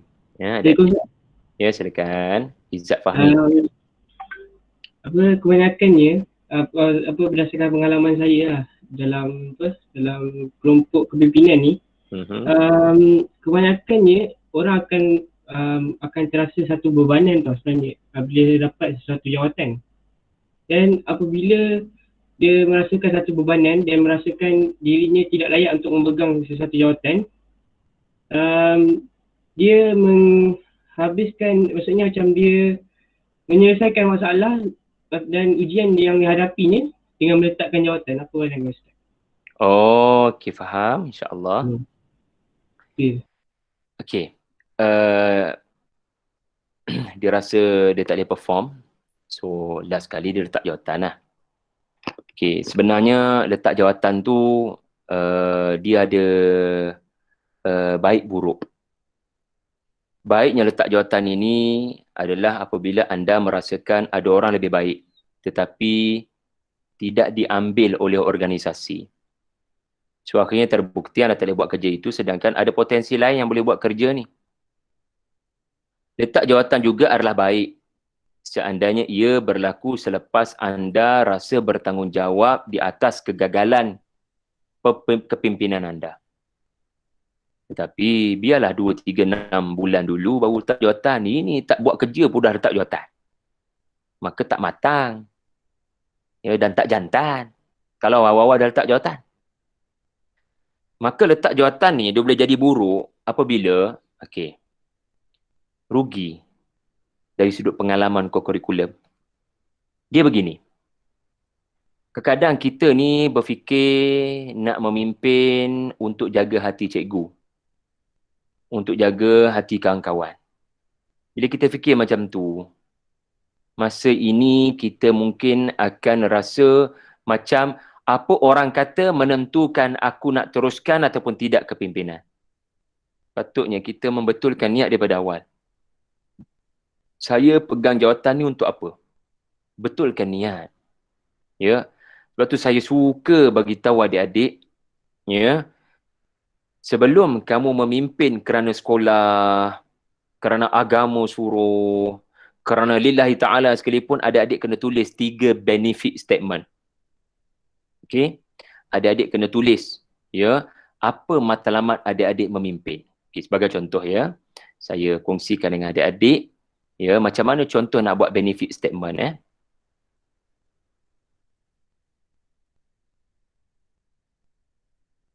Okey. Adik tulis, adik tampal lah kat meja ke apa kan.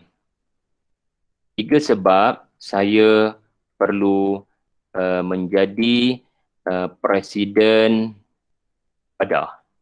Ini contoh. Contoh je ni. Sebab kamu kan ditawarkan jadi presiden. Okay. Nombor 1. Saya nak belajar bercakap di hadapan. 2. Saya nak belajar berbeza pandangan. 3. Saya nak belajar mendengar dengan teliti. Okey, cuba tengok. Adakah kesemua wawasan ini bersangkut paut dengan orang? Maksud saya, adakah kalau saya letak matlamat begini, saya tak boleh capai? Tak. Bila anda letak matlamat begini, insya-Allah anda akan capai. Dan tak ada orang boleh menggagalkan anda. Sebab apa? Confirm bila anda jadi presiden, anda kena bercakap. So kat situ anda akan belajar bercakap. Orang kritik, orang maki, tak apa, saya nak belajar. Saya nak belajar. Ini dipanggil, ya, inside out vision. Kebanyakan orang, ya, apa yang mereka buat adalah outside in. Saya berdakwah sebab Allah Ta'ala suruh. Betul dah tu, betul dah. Saya duduk dalam badan ni sebab mak ayah pun suka. Anda masuk SAMIS sebab apa? Anda masuk SAMIS sebab apa? Kalau anda masuk sebab dah kebetulan ayah pun duduk kat sebelah sekolah ni je, dia tak akan datang motivasi tu. Tapi anda kena tentukan anda nak dapat apa. Okey. Apa-apa jadi pun dalam badan ni, sekurang-kurangnya saya akan kekal dengan 3 matlamat ni. Yang kedua, saya nak belajar berbeza pandangan. Sebab skill ni sangat mahal. Ini benda kamu tak belajar dalam kelas. Kat universiti nanti pun adik-adik mungkin tak akan dapat benda ni. Dan bayangkan adik-adik terdedah lebih awal kepada kemahiran berbeza pandangan. Saya sebagai Presiden Badar, saya rasa kita kena buat konsert atas talian. Idea gila saya lah adalah buat konsert atas talian. Sebab saya rasa kita tak boleh lah nak tak buat konsert langsung tahun ni. Kita kena buat konsert lah. Nanti apa peranan saya sebagai Exco Biro Kesenian.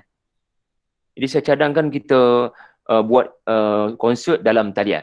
Lalu ada orang kata, saya tak setuju. Buang duit, buang masa. Lebih kita fikir program lain. Oh, begitu boleh bagi tahu hujah anda kenapa anda tak setuju. Jadi anda sedang belajar memberikan telinga. Anda sedang belajar psikologi komunikasi. Dan benda ni sangat mahal dalam rumah tangga. Benda ni sangat mahal dalam kerjaya. Adik-adik kena jiwa besar jauh ke depan. Jangan hanya nampak jadi terbabit dalam Persatuan Badar ni dapat cantik sikitlah segi kurikulum. Jangan letak matlamat kecil begitu. Adik-adik kena ada jiwa besar.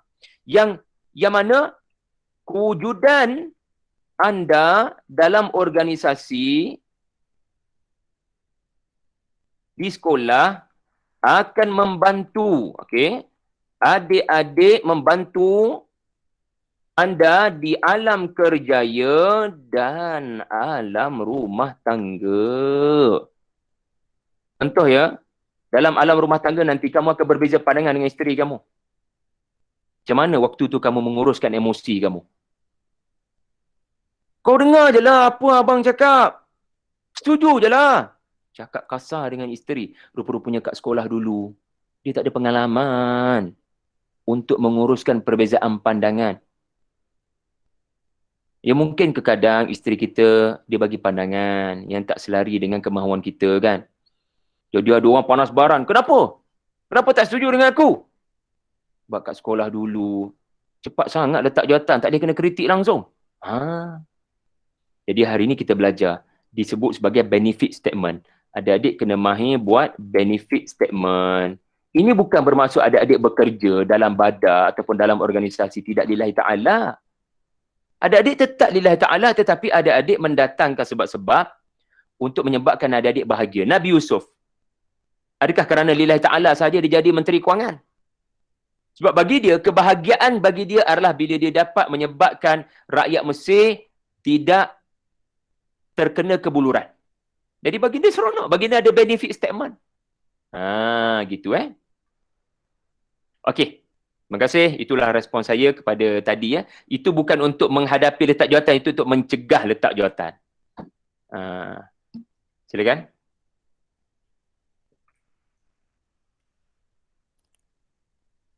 Ada lagi?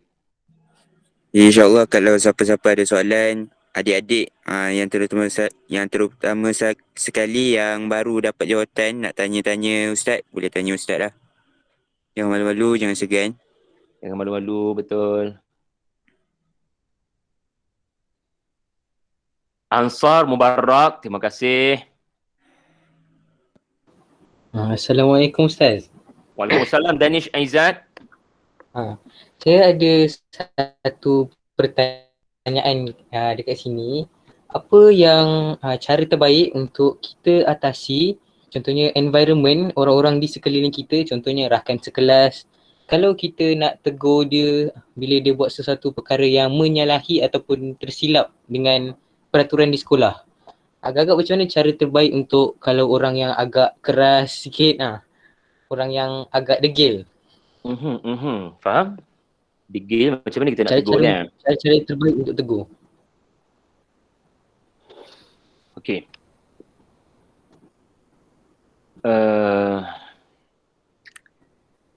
Cara terbaik untuk tegur, pertama ada yang membabitkan anda. Yang kedua ada yang membabitkan dia. Okey.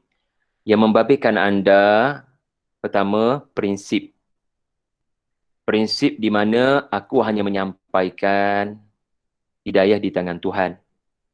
I will do my best on my part, ya, untuk menegur beliau. Tetapi aku sebagai pendakwah, aku tidak boleh paksa orang untuk berubah. Aku akan tabahkan hati kalau dia tidak berubah. Tugas aku hanyalah menyampaikan. Yang kedua, prinsip untuk kita. Cara menyampaikan mesti berhikmah. Bukan sekadar kebenaran, tetapi cara kebenaran disampaikan. Ya. Jadi cara kebenaran disampaikan, anda mesti berpegang teguh kepada hikmah. Hikmah ni apa dia? Nabi-nabi kebanyakannya Allah sebut hikmah dulu baru ilmu. Walamma balagha ashuddahu atainahu hukman wa ilma. Nabi Yusuf. Nabi Musa pun sama, Nabi Sulaiman pun sama, Nabi Daud pun sama. Sebab ada orang ilmu tinggi, ilmu agama tinggi, dalil banyak, hafal dalil-dalil. Benda ni tak elok. Tetapi dia tidak berhikmah. Hikmah adalah you put your right word at the right time to the right participant. Right person. Anda memilih perkataan yang betul, pada waktu yang betul, pada orang yang betul. Anda fikir 2-3 kali, apa perkataan yang sesuai untuk orang ni. Dan anda kena ingat, manusia ni, dia ada learning style. Kamu kena study dia punya learning style. Sebagai contoh, kita boleh google je benda ni. Iaitulah, ini contoh saja adik-adik, dia panggil learning personality, iaitulah pragmatis, teoris, aktivis, reflektor. Dia tak tahu jenis. Ini adalah study daripada pihak mana. Okey. Saya lupa daripada universiti mana kajian ni. Okey, cuba tengok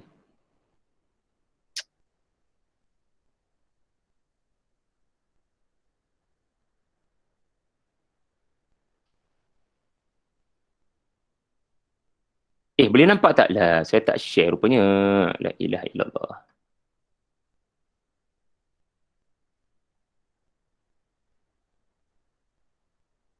Okay, boleh nampak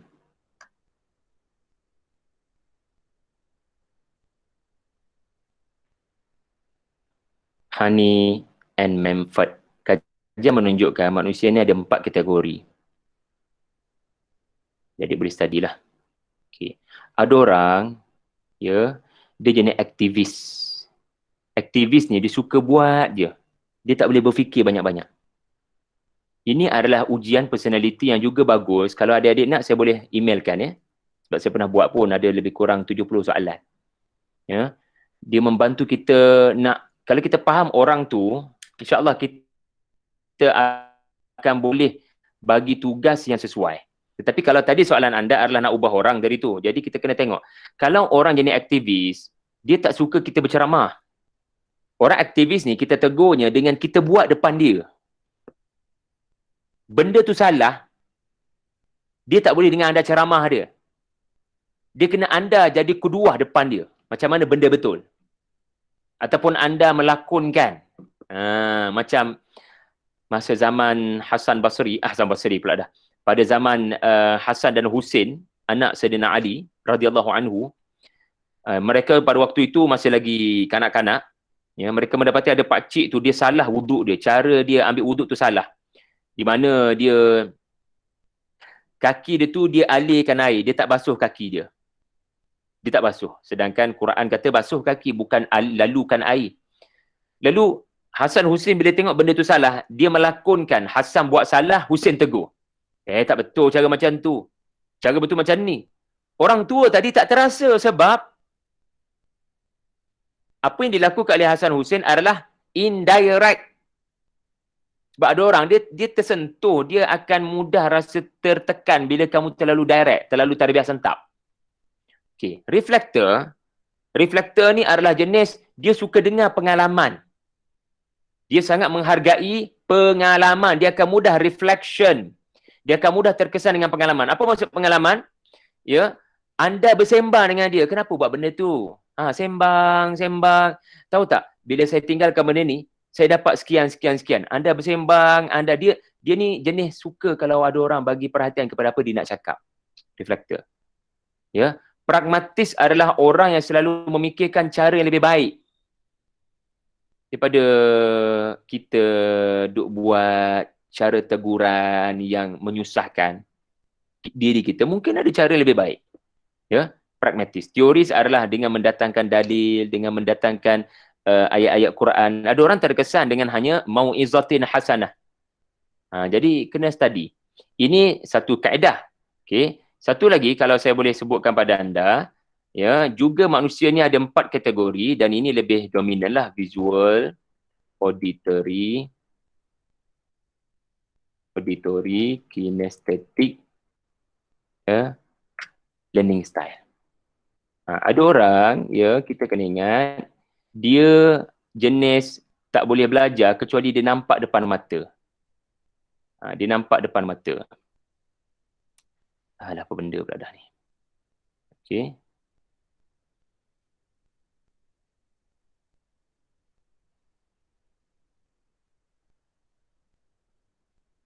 Ada orang jenis auditory. Di mana kalau anda salah pilih perkataan ataupun anda tegur, anda tak sebut nama, dia akan terasa, dia akan jauh daripada anda. Ada orang dia mudah untuk terima teguran, ya, bila dia nampak anda buat. Itu visual. Ada orang dia akan mudah berubah bila anda belanja dia makan. Itu kinestetik. Dia ada sentuhan.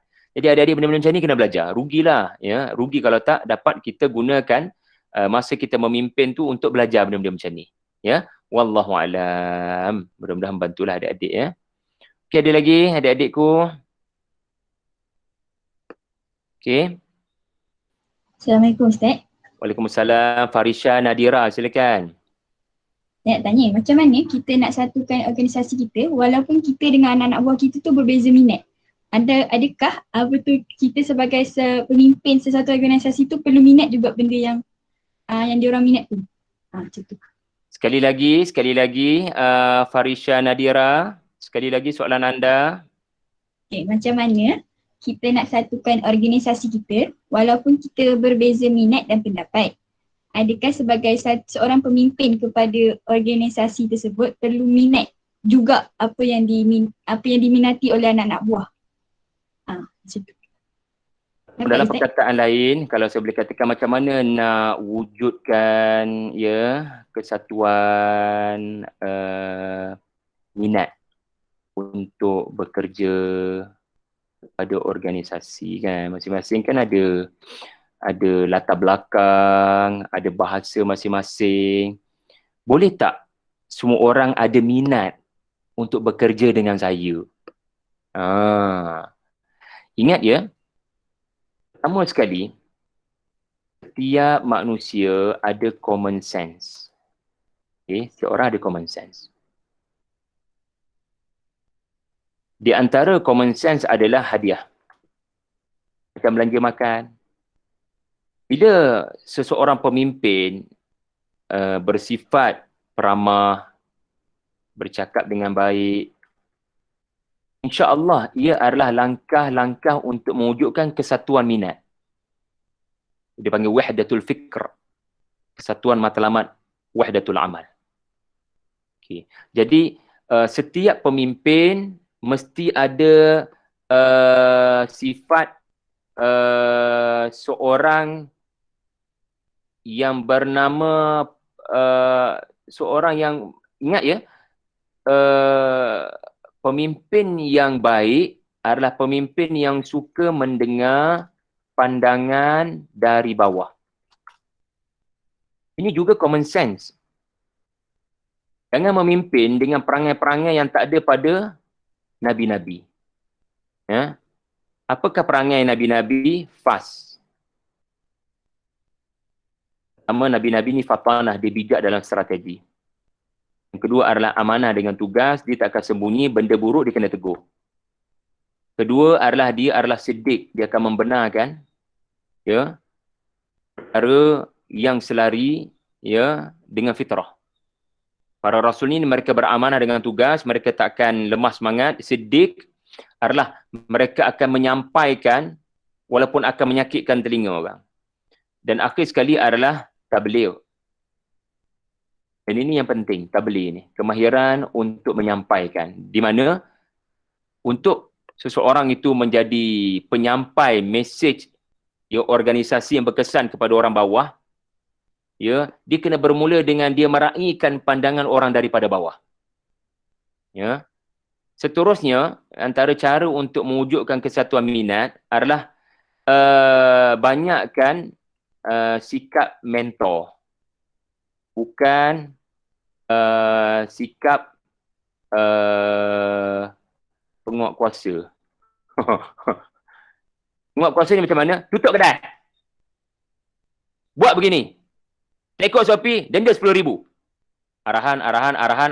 Tapi mentor, boleh buat tak? Saya akan bimbing, saya akan bantu. Ulurkan tangan. Bantu. Ya. Dan salah satu cara lagi untuk menimbulkan kesatuan adalah wujudkan ancaman. Maksudnya apa? Kalau kita tak serius, kita ada musuh akan datang ke sekolah ni. Apa dia musuh dia? Syaitan. Pandai-pandai lah buat musuh tu. Sebab orang ni akan bersatu, akan bonding bila dia tahu dia ada musuh yang sama, ada common enemy. Ya. Akhir sekali saya nak pesan pada adik-adik, ya, bina kepercayaan. Percayaan tidak boleh diraih dalam bentuk adik-adik kena bagi kepercayaan pada saya, ya, saya presiden. Saya nakib, saya ketua. Kepercayaan bukan ditagih. Kepercayaan bermula dengan banyak memberi. Dari menerima. Anda kena banyak memberi. And then orang akan mula memberikan komitmen. Anda akan menerima komitmen orang. Jadi perkara-perkara macam ni saya harap adik-adik akan memanfaatkan pengalaman berorganisasi, ya, dan menjadikan kehidupan berorganisasi satu pengalaman yang indah untuk adik-adik, insya-Allah. Terima kasih Fatin. Apa nama? Saya tak tahu siapa tanya tadi. Itu je lah pandangan saya. Minta maaf, ya. Okey, ada lagi adik-adik? Ya, nak pukul 4 dah ni. Ya. Pukul 4 saya nak berhenti dah, insya-Allah. InsyaAllah satu soalan lagi. Apa yang nak bertanya?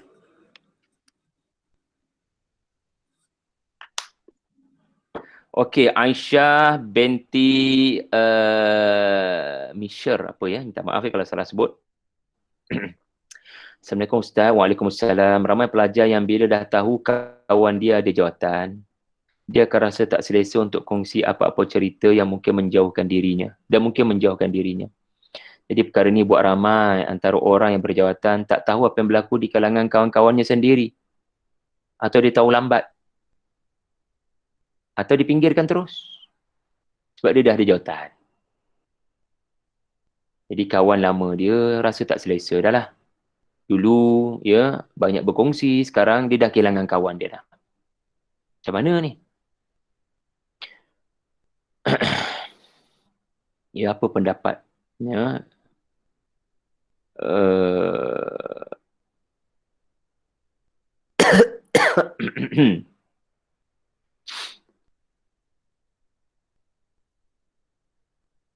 Apa-apa pun, ya, apa-apa pun yang berlaku dalam dunia kepimpinan, sentiasa ada risiko. Adik-adik kena ingat, ya, kepimpinan ni dia ada prinsip. Ya, antara prinsipnya adalah Allah pilih aku. Allah pilih aku. Ya, memanglah cikgu pilih aku. Kawan-kawan cadang nama aku. Tetapi pemikiran Nabi Sulaiman, ya, ingat ya. Kita tengok cerita Nabi Sulaiman tadi. Dia punya pemikiran adalah Alhamdulillah. Alhamdulillah. Segala puji bagi Allah. Dia tak kata ayah pilih saya. Dia tak kata ayah pilih saya. Yang dia kata adalah Allah pilih saya. Jadi mindset ni penting. Maknanya adik-adik kena terima hakikat yang Allah pilih anda dan Allah nak beri kebaikan pada anda. Dan barangkali Allah nak didik banyak benda dan saya akan kekal dengan jalan ini. Ya, saya tak akan tinggalkan jalan ini. Dan kalau saya terpaksa menghadapi situasi kehilangan kawan, nak buat macam mana? Terpaksa. Sebab saya ada matlamat dalam hidup saya. Takkanlah hidup saya nak dipengaruhi dan dicorak oleh kawan-kawan. Entah-entah, kawan yang baik tidak selamanya baik. Kawan mungkin kata, tak payahlah jawatan tu. Kau hilang aku atau hilang jawatan? Pilih salah satu. Hidup ni kena ada matlamat. Kita bukan hidup setakat kat sekolah. Kita akan masuk universiti. Perjalanan hidup adik-adik panjang. Adik-adik tak ada masa nak dibuang. Jangan buang masa. Persatuan adalah tempat dan platform yang terbaik untuk adik-adik belajar. Itu nombor satu. Kalau sampai terpaksa kehilangan kawan, kawan jadi tak suka dah kat kita, tak apalah buat macam mana. Tak semua orang suka bila Rasulullah jadi Rasul. Bahkan ada orang yang rapat dengan Nabi memberikan nasihat, tak payahlah, tutup mulut. Mereka mencadangkan macam-macam agar Nabi tutup mulut. Tetapi anda sebagai pemimpin minta maaf. Walaupun kamu kawan saya terpaksa catat kamu punya nama sebab kamu datang lambat. Minta maaf. Saya nak belajar setia dengan prinsip. Amanah dalam tugas. Terpaksa hilang kawan, terpaksa lah. Macam mana minta maaf? Yang kedua dan terakhir. Kenapa nak berfikir bila jadi pemimpin kita kehilangan kawan? Sepatutnya walaupun kawan kita tulis nama, kita didik kawan tu, kenapa jangan datang lambat? Kita kekal berkawan. Kena lebih banyaklah bersembah dengan kawan-kawan ni. Kita yang kena mula dululah. Ya, dia mungkin segan dah dengan kita, ya. Tapi bila kita yang menunjukkan aku boleh naik ke jawatan tinggi, tetapi persahabatan antara kita tiada sesiapa yang boleh menjejaskan. Kau tetap sahabat aku. Ya. Cuma sekarang aku cuma ada amanah baru. Tetapi persahabatan antara kita kekal sama. Kita kena ajarkan kawan kita ni makna persahabatan. Kalau setakat nak jadi kawan baik aku, untuk nasihat aku buat benda-benda tak elok, tak payah bersahabatlah dengan aku. Lebih baik aku jadi pengawas yang boleh menyebabkan aku jadi lebih baik. Dan kalau kau nak jadi kawan aku memang nak berkawan dengan kau, tetapi tujuan kita berkawan adalah untuk jadi lebih baik. Kalau kita berkawan untuk jadi lebih teruk, minta maaflah kita tak berkawan lebih baik. Wallahualam. Terima kasih Aisyah. Itu jelah jawapan daripada Ustaz. Terima kasih pada semua adik-adik. Terima kasih pada Ustazah bagi kepercayaan pada saya. InsyaAllah saya berhenti setakat tu dulu.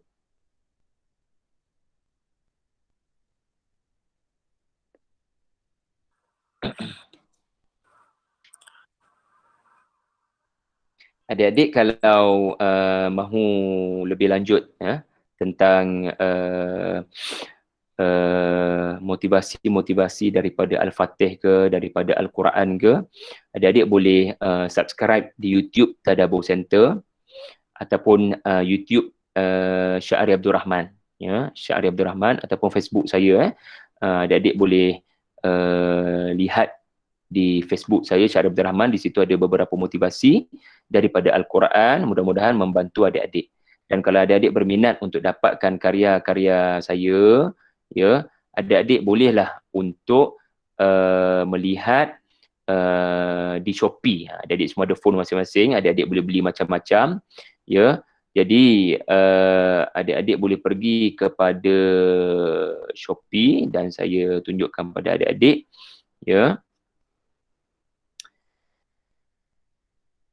tu.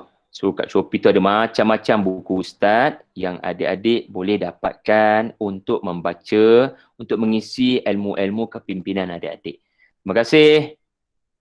Itu saja.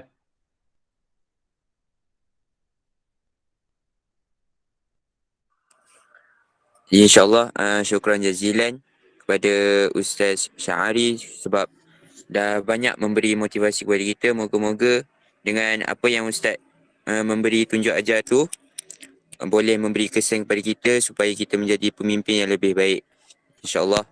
Jadi tanpa membuang masa, dengan sukacitanya saya menjemput Tuan Haji Muhammad Nur bin Ismail, Pengetua Samrawang, untuk memberikan sedikit ucapan sebagai perasmian penutup dalam bangkit ni, InsyaAllah. Falyatafaddal mashkura. Bismillahirrahmanirrahim. Dengar KU? Dengar tak? Dengar. Dengar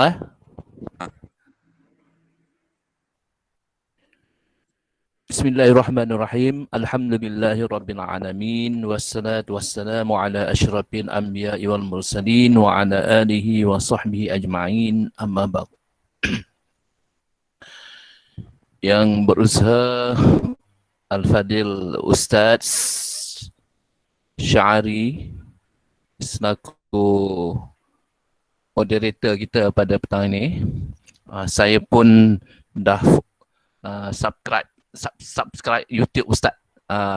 Sebab saya pun dulu selalu ikuti kuliah-kuliah Ustaz di Radio IKIM Ibrah para Rasul, ya. Memang bagus Ustaz, ya.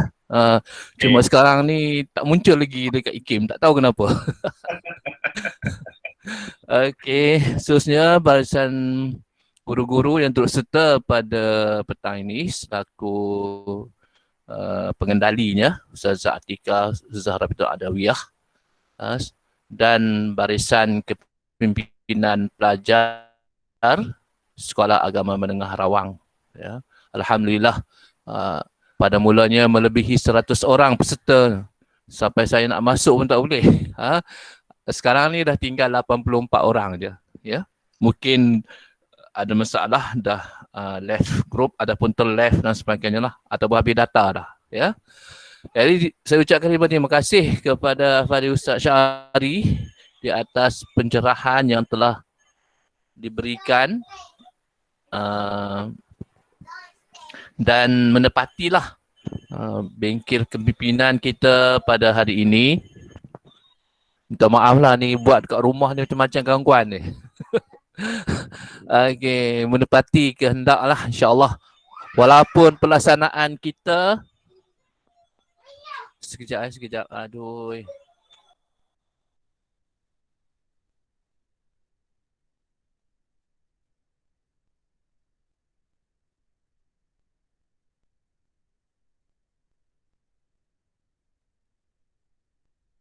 Minta maaf ada gangguan sikit budak-budak.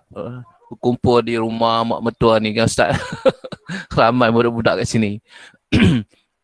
Jadi moga-moga bengkel yang kita laksanakan ini menepati objektif untuk melahirkan barisan kepimpinan yang mantap dan selaras dengan hashtag sekolah Samir Bumi Tarbiyah. Di sini lahirnya ulama dan umara, seperti mana yang telah dibagi tahu oleh Ustaz tadi, kepimpinan yang paling hebat sekali, Muhammad Al-Fatih di Turki. Saya belum sampai lagi Ustaz. Nanti kalau ada peluang, seronok kalau pergi bersama dengan Ustaz ni. Banyak sejarah yang boleh Ustaz ungkapkan di sebalik kehebatan negara Turki sekarang ni yang dah semakin menjadi ketakutan kepada negara-negara Eropah, ya. Itu kesan daripada pentarbihan yang dibuat oleh Muhammad Al-Fatih, ya. Dan kedudukannya memang strategik lah di antara Asia dan Eropah, ya. Jadi itulah kepimpinan yang kita nak, kepimpinan yang dapat mendekatkan diri dengan Allah Subhanahu Wa Taala dan dapat mentadbir, memimpin, ya. InsyaAllah kita ke arah melahirkan kepimpinan, ataupun di sini kita panggil umara lah. Umara, dan sebaiknya lah umara yang ulama. Tak semestinya belajar dekat Al-Azhar ke dekat Jordan, tak semestinya. Mungkin sebagai jurutera ke sebagai doktor, tetapi juga samping itu sebagai seorang ulama. Contohnya macam Dr. Daniel yang hebat, ya. Dia bukan saja doktor perubatan, tetapi juga mampu untuk menjadi ulama, ya. Itulah yang kita nak, kepimpinan ulama dan umara di bumi tarbiyah ini. Nama pun kita tarbiyah. Jadi kita bukan sahaja nak cemerlang dalam akademik, tetapi juga menggilat potensi anda sebagai pemimpin, ya. Sekadar cemerlang akademik, orang panggil ulat buku je. Nak mentadbir diri pun kadang tak pandai. Apatah lagi nak mentadbir orang lain. Hanya tahu belajar je. Jadi kita tak nak pelajar kepimpinan yang kita lahirkan. Dan orang yang aluk buku, yang tak berkawan dengan orang, tak nak jadi pegang jawatan apa pun, tak nak pegang jawatan, letak jawatan, tegur sikit pun tak boleh kan sebagainya. Kita tak naklah kepimpinan yang macam tu. Dan memang tak layak jadi pemimpin pun. Jadi pemimpin mesti berani, mesti cukup ilmu pengetahuan dan mesti tabah menghadapi segala-galanya lah. Dan ilmu tu tak akan dapat duduk dalam kelas saja. Ilmu tu hanya boleh kita perolehi bila kita alhamdulillah dipilih, dilantik. Barisan kepimpinan ni ada potensi dipilih. Walaupun kadang-kadang bukan satu jawatan yang pegang, sampai 3-4 jawatan. Dialah badar, dialah pengawas, dialah pengawas pusat sumber, dialah exco kadang. Itu menunjukkan kepercayaan pihak sekolah ataupun asrama kepada kamu. Jadi laksanakanlah amanah. Tapi kalau merasakan terlalu banyak sangat, sampai 4-5, bolehlah letak jawatan. Itu bukannya takut kan. Sebab kita ada keseimbangan di antara kepimpinan dan juga pembelajaran. Jangan terlalu banyak jawatan sampai pelajaran pun diabaikan. Jadi tak nak. Mesti seimbang. Pelajaran sebagai pemimpin, akademik mesti cemerlang. Sahsiah mesti baik. Barulah melahirkan kepimpinan yang mantap, yang insya-Allah boleh diasah dari tahap sekolah sampai tahap ke IPT dan seterusnya, berada di dalam masyarakat. Ya.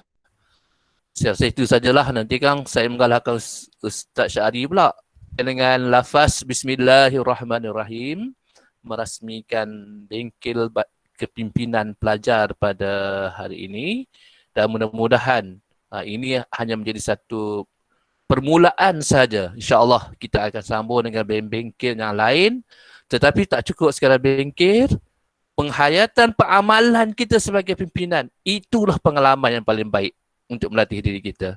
Jadi sekian, wabillahi taufiq wal hidayah. Assalamualaikum warahmatullahi wabarakatuh. Waalaikumsalam warahmatullahi wabarakatuh. Terima kasih kepada Tuan Haji Muhammad Nur bin Ismail kerana telah memberi sedikit sepatah dua kata. InsyaAllah itu saja majlis kita pada hari ini. Moga-moga apa yang kita dapat pada hari ini kita dapat mengeksploitasikan dan membuat futuristik supaya apa yang kita rancang itu menjadi realistik pada satu hari nanti. InsyaAllah itu je daripada Ana. Jadi kita boleh tutup majlis kita dengan tasbih kafarah dan suratul As. Subhanakallahumma wa bihamdika asyhadu an la ilaha illa anta astaghfiruka wa atubu ilaik. Bismillahirrahmanirrahim. Wal 'asr innal insana lafi khusr illa allazina amanu wa 'amilus solihat wa tawassaw bil haqq wa tawassaw bis sabr.